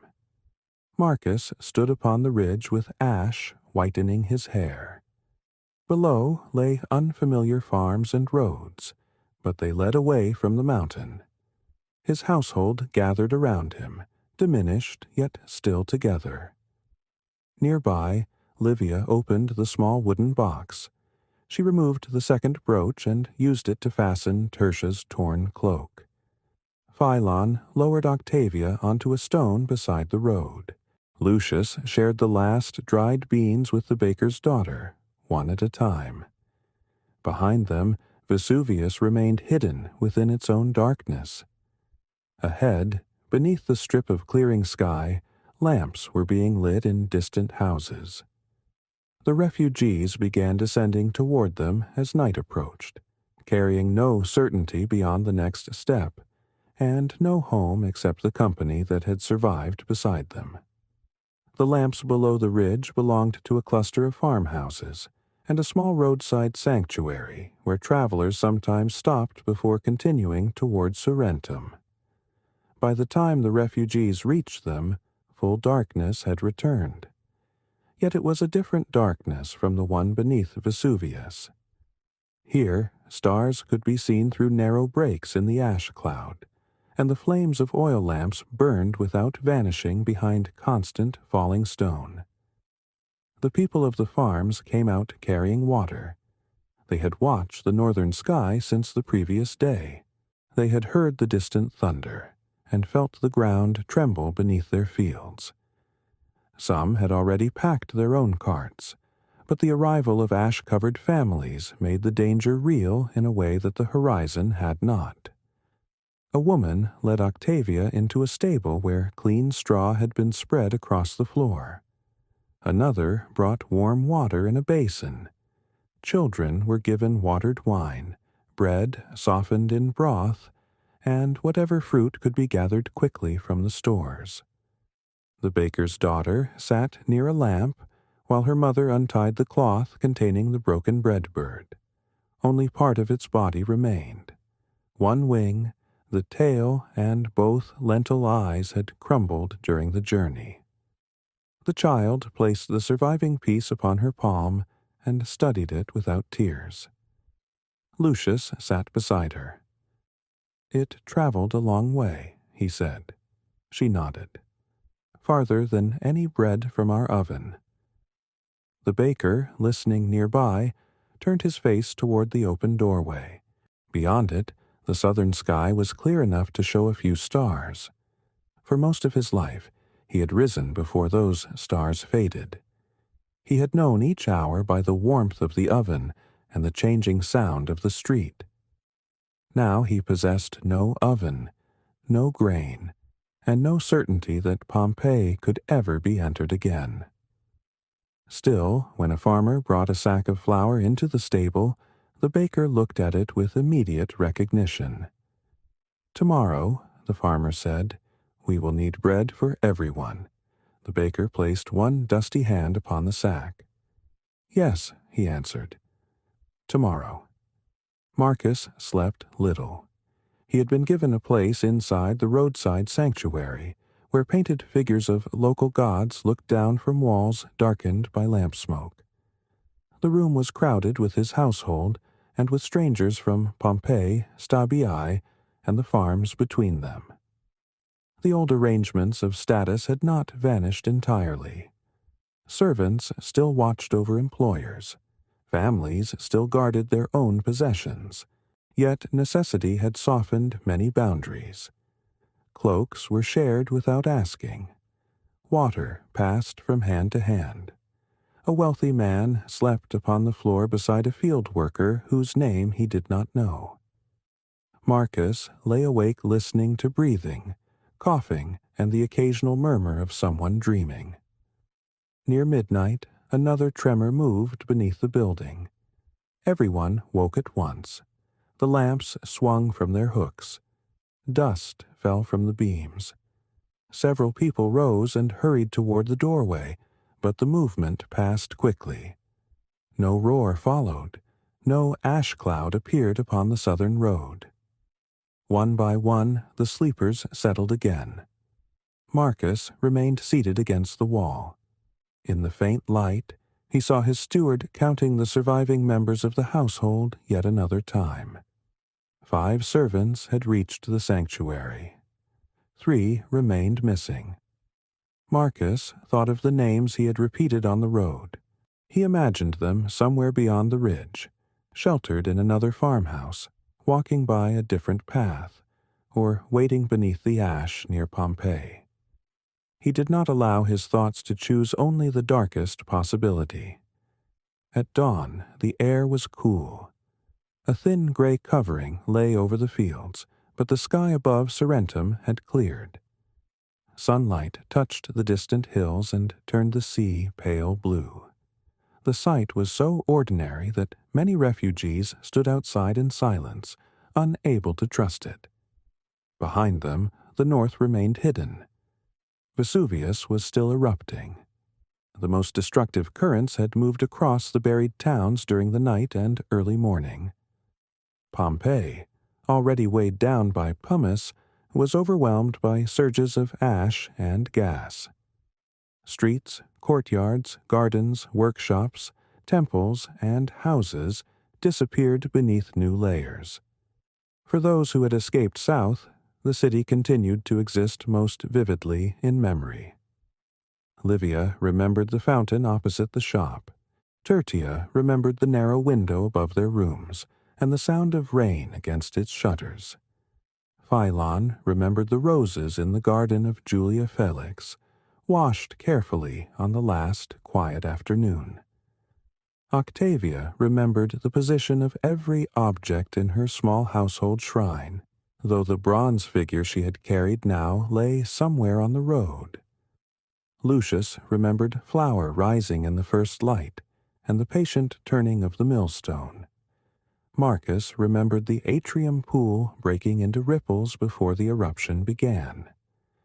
None of them yet understood that those memories would become part of a lost city.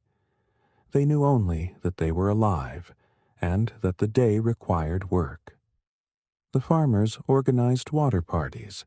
Wells were checked for ash.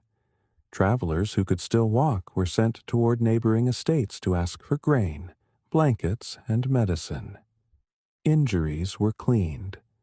Names of the missing were written upon scraps of wood and wax tablets. Marcus offered his remaining money to purchase supplies.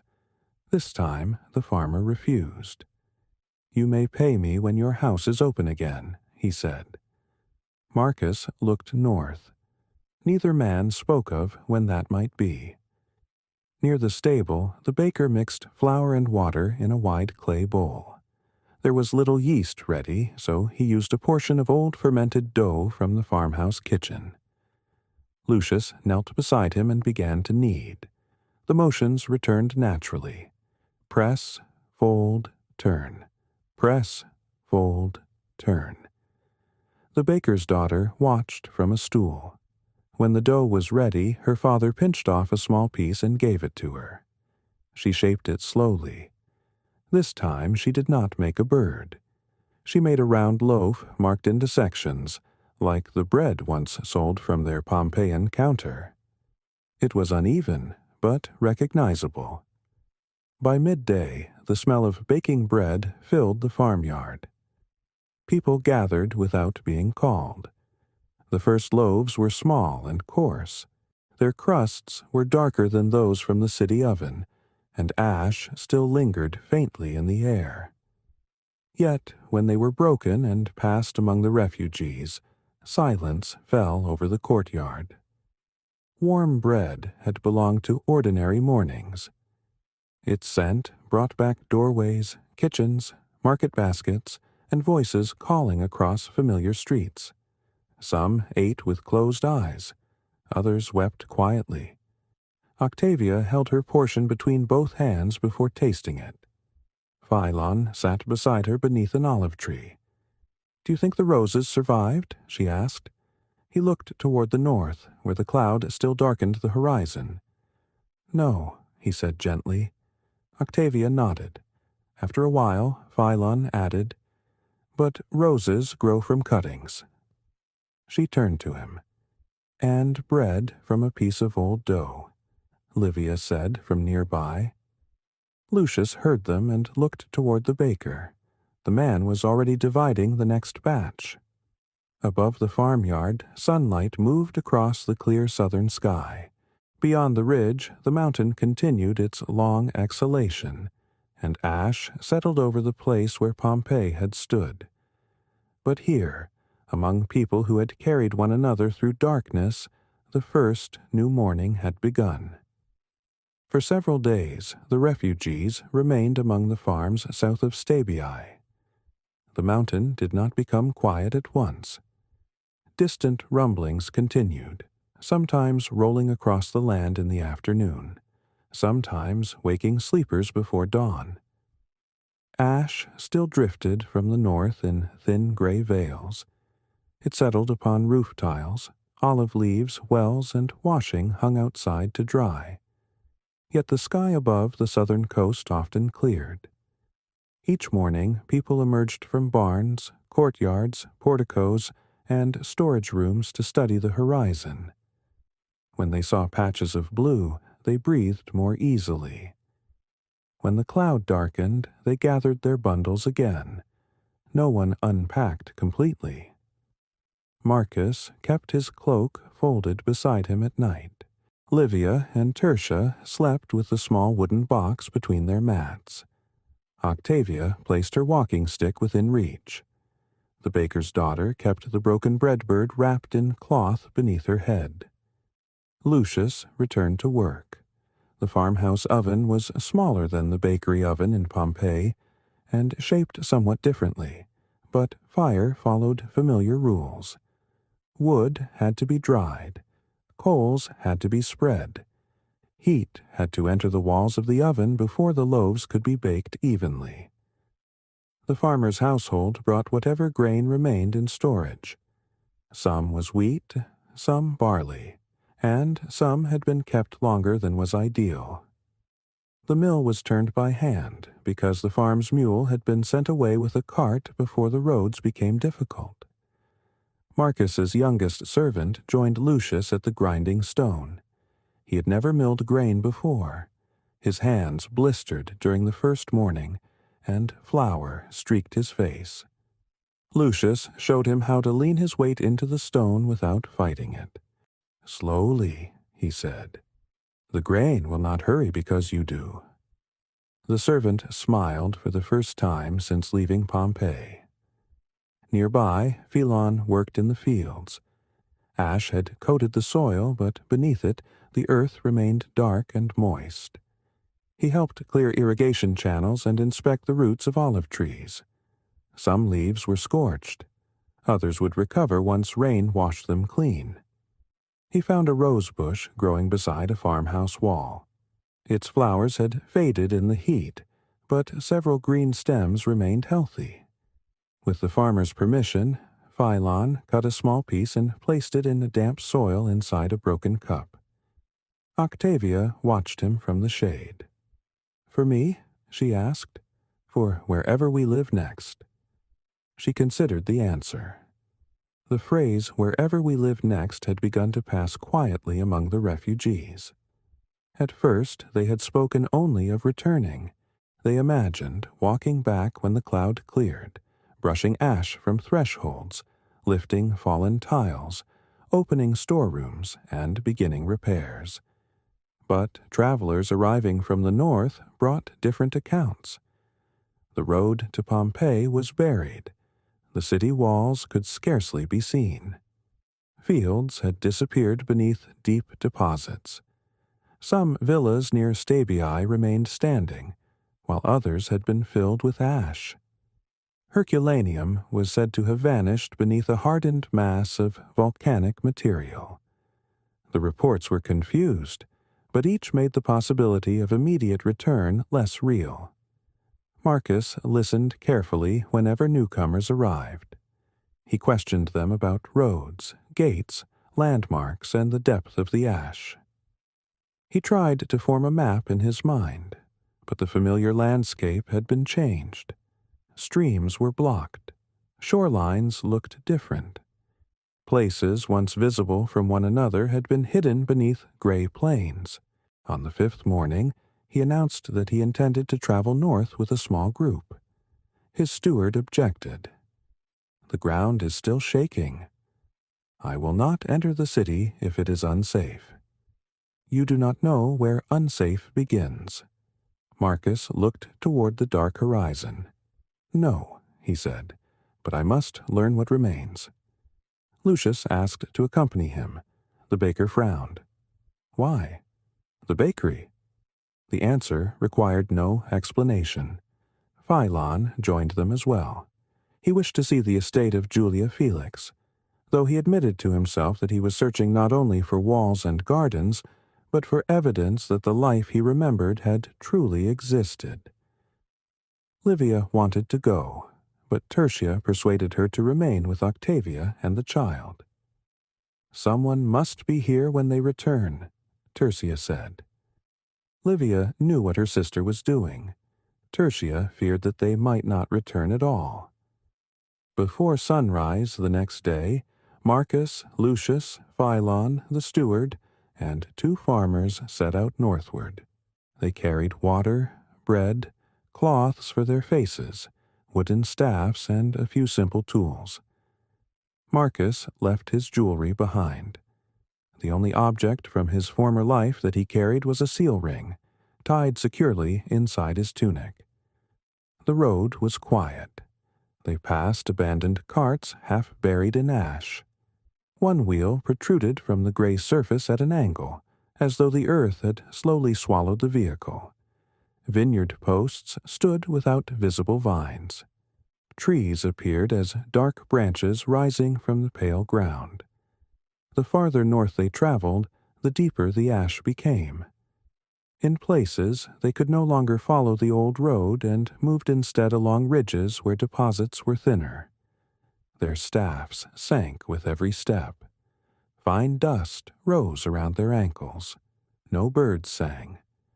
They found small signs of those who had traveled before them. A torn sandal, an empty water flask, a bronze clasp, the blackened remains of a cooking fire sheltered behind a wall. Near Stabii, they reached a villa partly buried but still standing. Its owner had returned that morning with servants to recover documents and valuables.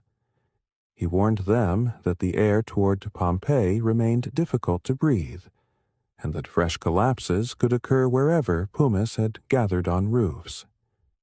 "The city is there," he said, pointing north, "but it no longer looks like a city."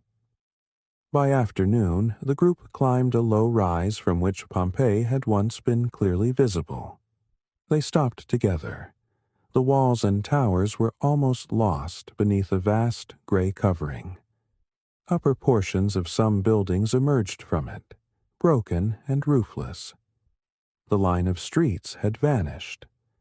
Vesuvius rose beyond the buried city, its summit altered, jagged, and wider than before. No vineyards softened its slopes. No farms could be distinguished. Lucius searched for the neighborhood of the bakery, but every familiar direction had become uncertain. The city he knew had been a place of colors: red plaster, yellow walls, green gardens, blue sky. The city before him was almost entirely gray. Philon removed the cloth from his mouth. "The roses are beneath that," he said. Marcus stood with his staff planted in the ash. His house, the forum, the temples, the baths, the shops, the fountains, and the streets where generations had walked were hidden below the silent surface. The mountain gave a low rumble. Ash slipped from a broken wall in the distance. None of them moved closer. They remained upon the ridge until the afternoon light began to fade, looking at Pompeii not as travelers approaching home, but as witnesses standing before a place already passing into memory. The return journey began before sunset. No one spoke for the first mile. Pompeii remained behind them, visible only when the path rose high enough to reveal the broken upper walls above the ash. Each time the buried city appeared, Lucius turned his head. He searched for some shape that might restore the old arrangement of streets in his mind. The tower near the gate, a roof line, the upper wall of a bathhouse, anything that could lead him back to the bakery. Nothing stayed familiar for long. The eruption had not merely covered the city, it had altered the land around it. Valleys were filled. Slopes had changed. Streams disappeared beneath pale deposits and re-emerged elsewhere as muddy trickles. Even the coastline seemed uncertain beneath lingering haze. Marcus walked at the rear of the group. He had expected grief to arrive as a sharp blow when he saw the city. Instead, he felt an immense weariness, quiet and heavy. His house might still contain the silver left behind, the furniture, the ancestor masks, and the painted rooms. Yet they were unreachable beneath a landscape that no longer belonged to ordinary human movement. The seal ring tied inside his tunic pressed against his chest. Once, it had confirmed agreements and marked property as his. Now, it was only a small piece of engraved stone carried by a man whose property could not be entered. At the ruined villa near Stabii, the owner offered them shelter for the night. They accepted. Only 2 rooms remained safe beneath the damaged roof. The travelers spread their cloaks in an open courtyard where ash had been swept into low ridges along the walls. A household altar stood in one corner, cracked but upright. Someone lit a lamp before it. Lucius sat near the entrance with his back against a column. The farmer beside him offered bread and dried olives. Lucius took the bread, turned it in his hands, and remembered the shelves of the bakery. He could see the loaves arranged in rows, the marks across their crusts, the flour on the counter, and the little girl watching him from beside the kneading table. "The oven may still be standing," he said. Philon, seated nearby, understood that Lucius was not speaking to anyone in particular. "It may be. We could dig." "Not yet." Lucius looked toward him. Philon's face was calm, but ash had settled into the lines around his eyes. "The ground is not finished moving," he continued, "and one man with a shovel cannot uncover a street." Lucius lowered his gaze to the bread. He knew Philon was right, yet reason did not make patience easier. During the night, a light rain began. It fell softly at first, tapping the surviving roof tiles and darkening the ash in the courtyard. The smell of wet earth rose around them, mingled with sulfur and stone. The rain thickened the loose deposits into heavy mud. Water ran from the broken roof in gray streams. It gathered around doorways and carried small pieces of pumice across the floor. The travelers moved their blankets beneath the narrow shelter of the portico. Marcus watched the runoff. In Pompeii, rain had once flowed along streets shaped to carry it, beneath fountains and across stepping stones. Now it would enter the ash, settle into buried rooms, and make the hidden city heavier. He wondered whether anyone remained alive beneath it. The thought came without warning. He imagined a cellar, an air pocket, a sealed room where someone waited in darkness for footsteps overhead. He knew such survival was unlikely after the heat and choking ash of the later surges, but uncertainty created its own obligations. At dawn, Marcus asked the villa owner whether any organized search had begun. "Search where?" the man replied gently. "There are no streets to follow." The answer stayed with Marcus throughout the journey south. When the group reached the farms near Sorrentum, the baker's daughter saw them first. She ran from the stable with the broken breadbird held in one hand. Her father followed more slowly, reading the travelers' faces before they spoke. Lucius knelt and opened his arms. The child collided with him so firmly that he nearly fell backward. "Did you find the oven?" she asked. He held her close. "No." "Is it gone?" Lucius looked toward the baker. "We could not reach it." The child considered this distinction carefully. Gone and unreachable were not the same. One ended hope, the other delayed it. She nodded and placed the fragment of breadbird in his palm. "You keep it," she said. Lucius closed his fingers around it. Marcus gathered his household beneath the olive trees. He described what he had seen without exaggeration. The city was buried. The roads were lost. Returning safely would not be possible soon.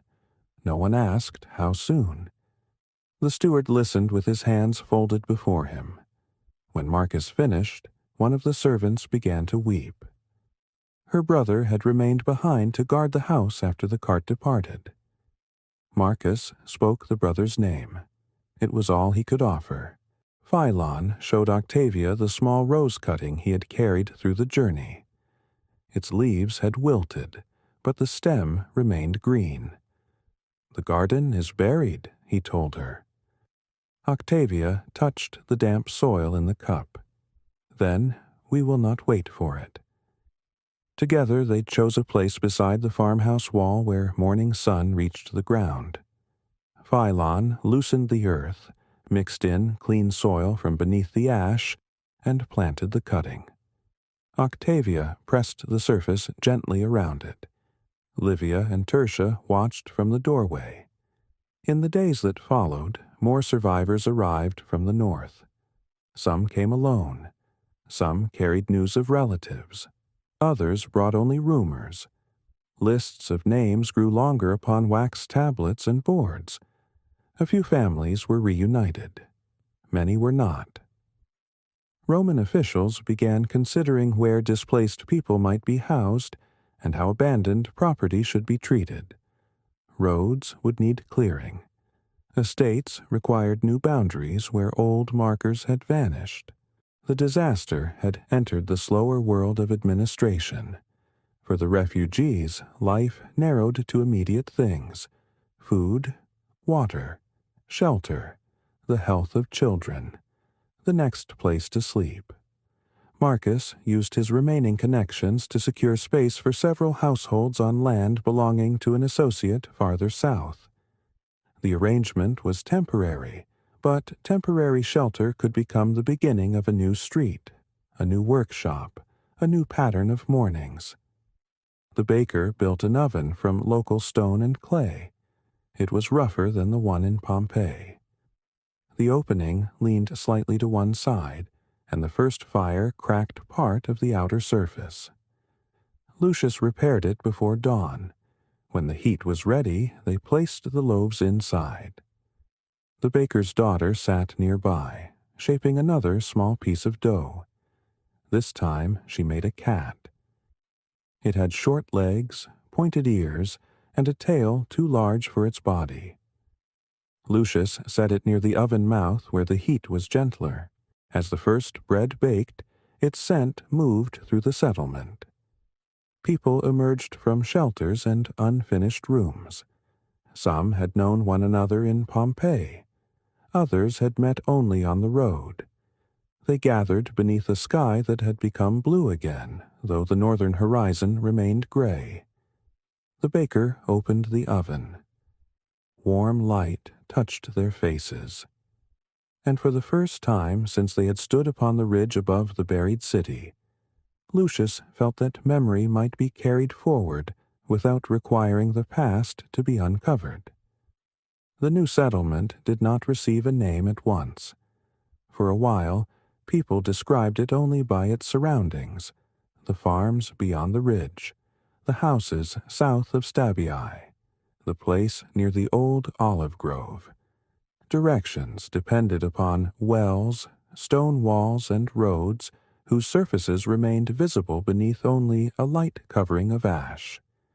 Then, gradually, ordinary speech began to claim the place. Someone spoke of the baker's oven. Someone else mentioned Marcus's courtyard, though Marcus owned neither the courtyard nor the land upon which it stood. Children referred to Philon's rose wall. Travelers asked for the turning near Octavia's house, although her house was only one room divided by a hanging cloth. Such names were small, informal, and easily changed. Yet they revealed that the refugees had begun to see more than temporary shelter around them. They saw paths, doorways, neighbors, mornings that might repeat. Lucius rose before dawn each day. At first, waking in the unfamiliar room startled him. The ceiling beams were rough. The window faced south instead of east. No millstone turned in the room below, and no cartwheels rattled over the paving stones of the Via dell'Abbondanza. Then he smelled yesterday's fire lingering in the oven courtyard. He dressed quietly and stepped outside. The air held the coolness that comes before sunrise. Dew silvered the olive leaves. Far to the north, Vesuvius stood beneath a fading cloud, its summit no longer shaped as Lucius remembered it. Some mornings the mountain appeared clearly. On others it vanished behind haze. He no longer watched it for long. The new oven demanded attention. Its clay walls dried unevenly, and hairline cracks appeared after each firing. Lucius filled them with mortar and fine sand. The baker tested the floor with his palm before lighting the wood. Together they learned where the heat gathered and which corner cooled too quickly. The first loaves were imperfect. Some scorched beneath while remaining pale above. Others cracked open along their sides, but each failure taught the oven to them, and taught them to the oven. Soon the bread became more regular. The round loaves returned, marked into sections. Barley loaves were made for those who preferred a cheaper grain. Small rolls were baked for children. The farmer's household contributed herbs, oil, and occasionally cheese. The baker's daughter spent her mornings near the kneading table. Her dough cat had hardened beside the oven and now rested upon a shelf above the counter. Its oversized tail had cracked, but remained attached. She named it Nox, after the night. Lucius thought this a solemn name for such a crooked creature, yet he never said so. When customers began arriving from neighboring farms, the child placed Nox where everyone could see it. Some paid with coins, others brought grain, firewood, onions, pottery, or labor. One fisherman exchanged a basket of small silver fish for enough bread to feed his family. A carpenter repaired the oven shelter in return for loaves over several days. The old systems of trade had not disappeared, but they had loosened at the edges.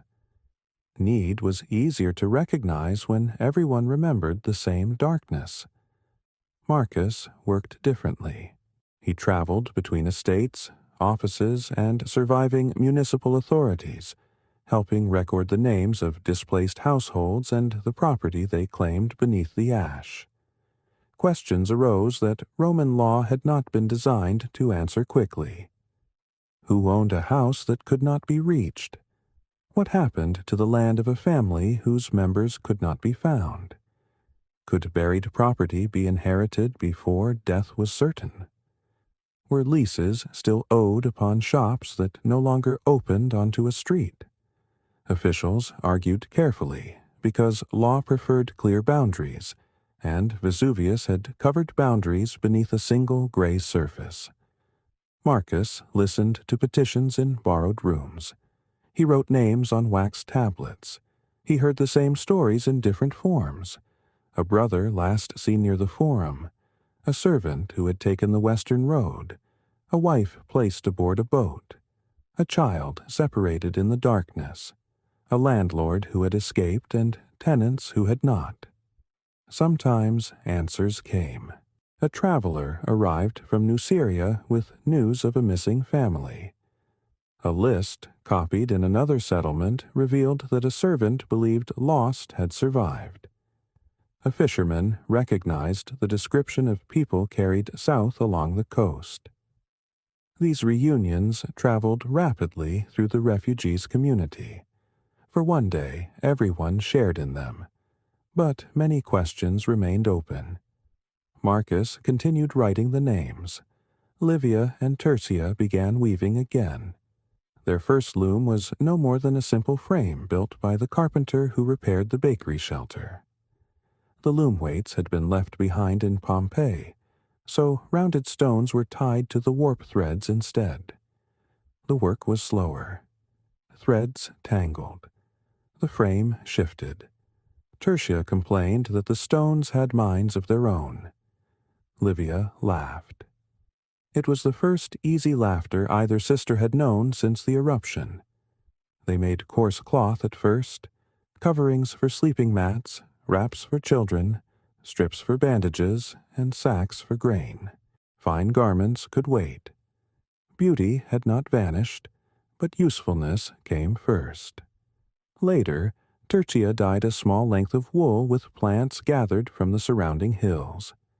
The color emerged as a soft yellow, uneven and warmer in some places than others. Octavia watched from the doorway.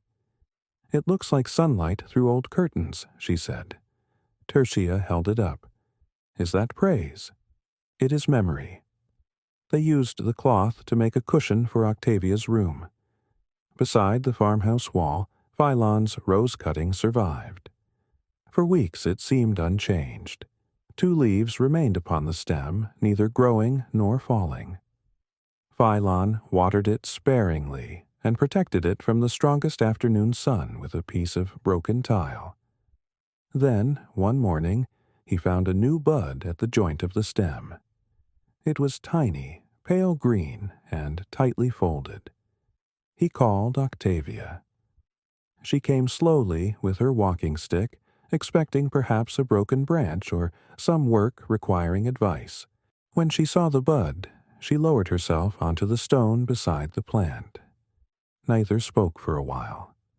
The new growth was not a flower.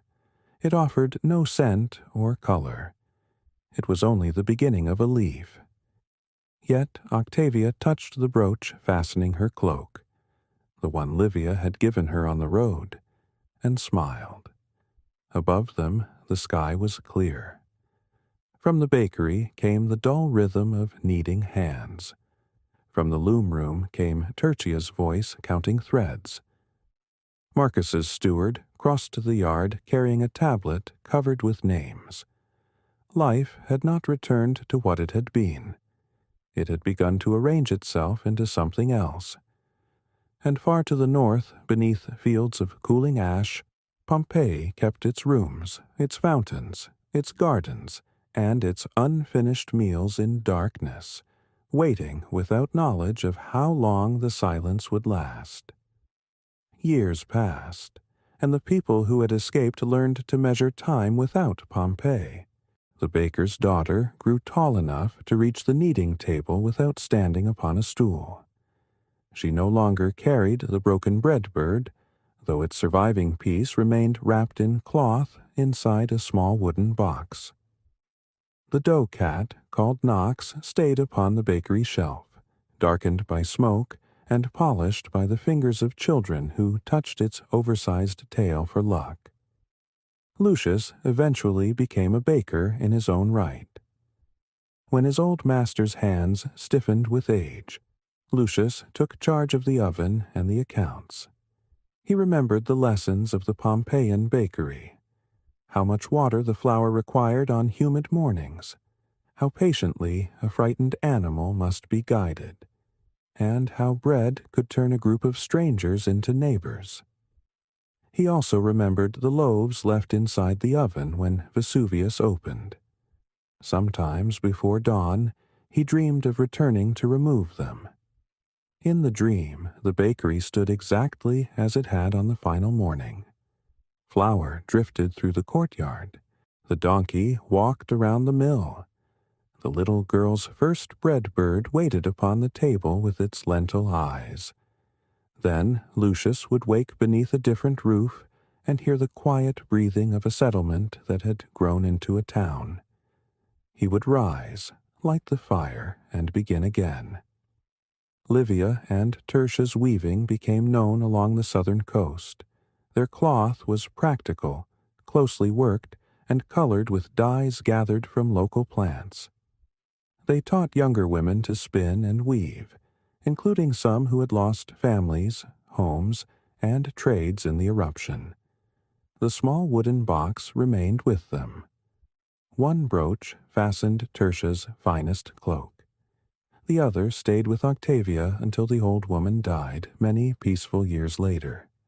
Not beneath ash or falling stone, but beside an open window in the warmth of late afternoon. The rose Phylon had planted had flowered by then. Its first blossom was small and pale, with fewer petals than the roses he remembered from the garden of Julia Felix. Octavia had laughed when she saw it. "It is trying," she said. The plant spread along the farmhouse wall. Phylon took cuttings from it and planted them beside new doorways. In time, the settlement contained many roses descended from that single stem, though no one could say whether their color truly resembled the flowers buried in Pompeii. Memory changes as living things do. It grows around what has been lost. Marcus continued working with the displaced households until age made travel difficult. He helped record property claims, inheritances, debts, and the names of those who had vanished. Imperial assistance was eventually directed toward the damaged region, and the estates of those who had died without heirs became matters of official concern. Yet no decree could restore the city. Pompeii was not rebuilt. People recovered what they could from accessible upper rooms and from the edges of the buried area. Tunnels and rough excavations may have reached certain buildings in ancient times, allowing valuables to be removed. But the depth of the deposits, the danger of collapse, and the transformed landscape defeated any complete return. Grass appeared upon the ash. Shrubs followed. Rain carved channels across the buried streets without knowing they were streets. Farmers cultivated parts of the surrounding land again. New paths crossed above old houses. The name of Pompeii survived in records and local memory, but the exact shape of the city faded. Generations passed. The Forum waited beneath hardened layers. The bakery held its millstones. The garden of Julia Felix kept its dry channels and painted walls. In one room, vessels remained where they had fallen. In another, colors endured because sunlight could no longer reach them. Graffiti written by ordinary hands rested in darkness. Jokes, names, boasts, advertisements, declarations of affection, and notices of elections that would never take place. The mountain's destruction had also preserved. Not perfectly and not gently. Roofs had collapsed. Walls had broken. Organic materials decayed or survived only as traces. Human lives had ended throughout the region, especially among those caught by the later currents. Yet, beneath the volcanic layers, an ancient city remained in extraordinary detail. Centuries became a millennium. The Roman Empire changed, divided, and vanished in the west. Languages shifted. Roads broke apart. New faiths, rulers, and settlements came to Campania. Vesuvius erupted again and again, reminding later inhabitants that its silence was never permanent. Pompeii slept beneath fields and vineyards. Then people began to find it. Workers digging channels and wells encountered ancient walls. In the 18th century, organized excavations gradually exposed streets, houses, theaters, temples, shops, and painted rooms. Early digging was often driven by the search for beautiful objects, rather than careful archaeological understanding. Paintings were cut from walls. Statues were removed. Tunnels pierced buildings whose full arrangement was not yet recognized. But the city slowly emerged. Paving stones met daylight again. Fountains appeared beneath the soil. Doorways opened into atriums, where rain fell once more through roofless spaces. Bread loaves, carbonized and hardened, were found in ovens and storerooms.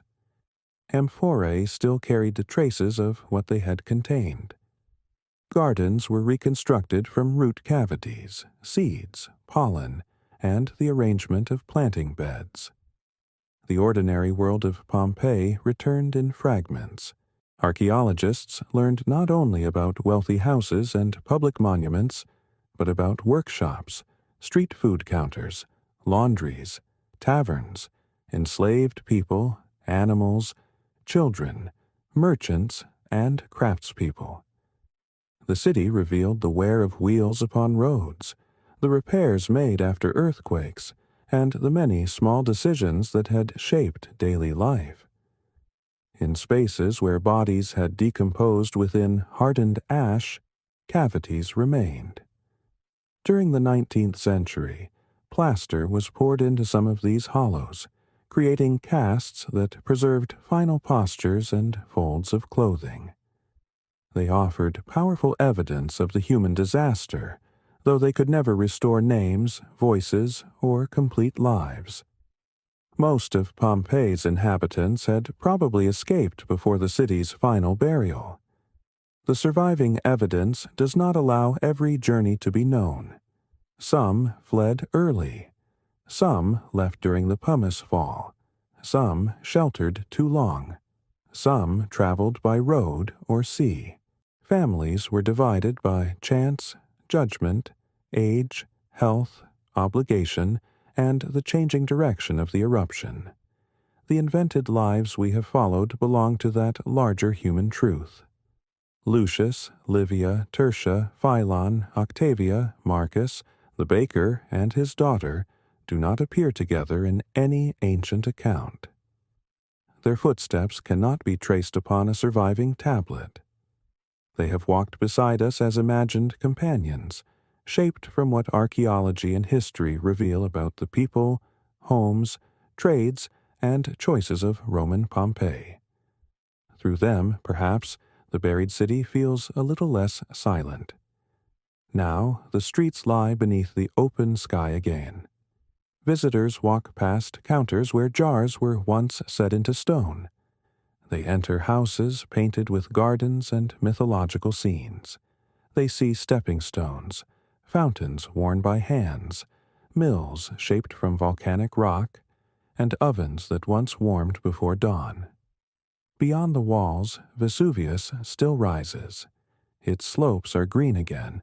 From Pompeii, the mountain can appear peaceful, especially in the soft light of morning. Clouds gather near its summit. Birds cross above broken columns. Grass grows between paving stones. And if you imagine the city before the ash, you may hear it waking. A shutter opens. Water falls into a basin. A millstone begins to turn. A woman carries a basket toward the market. A gardener bends beside his roses.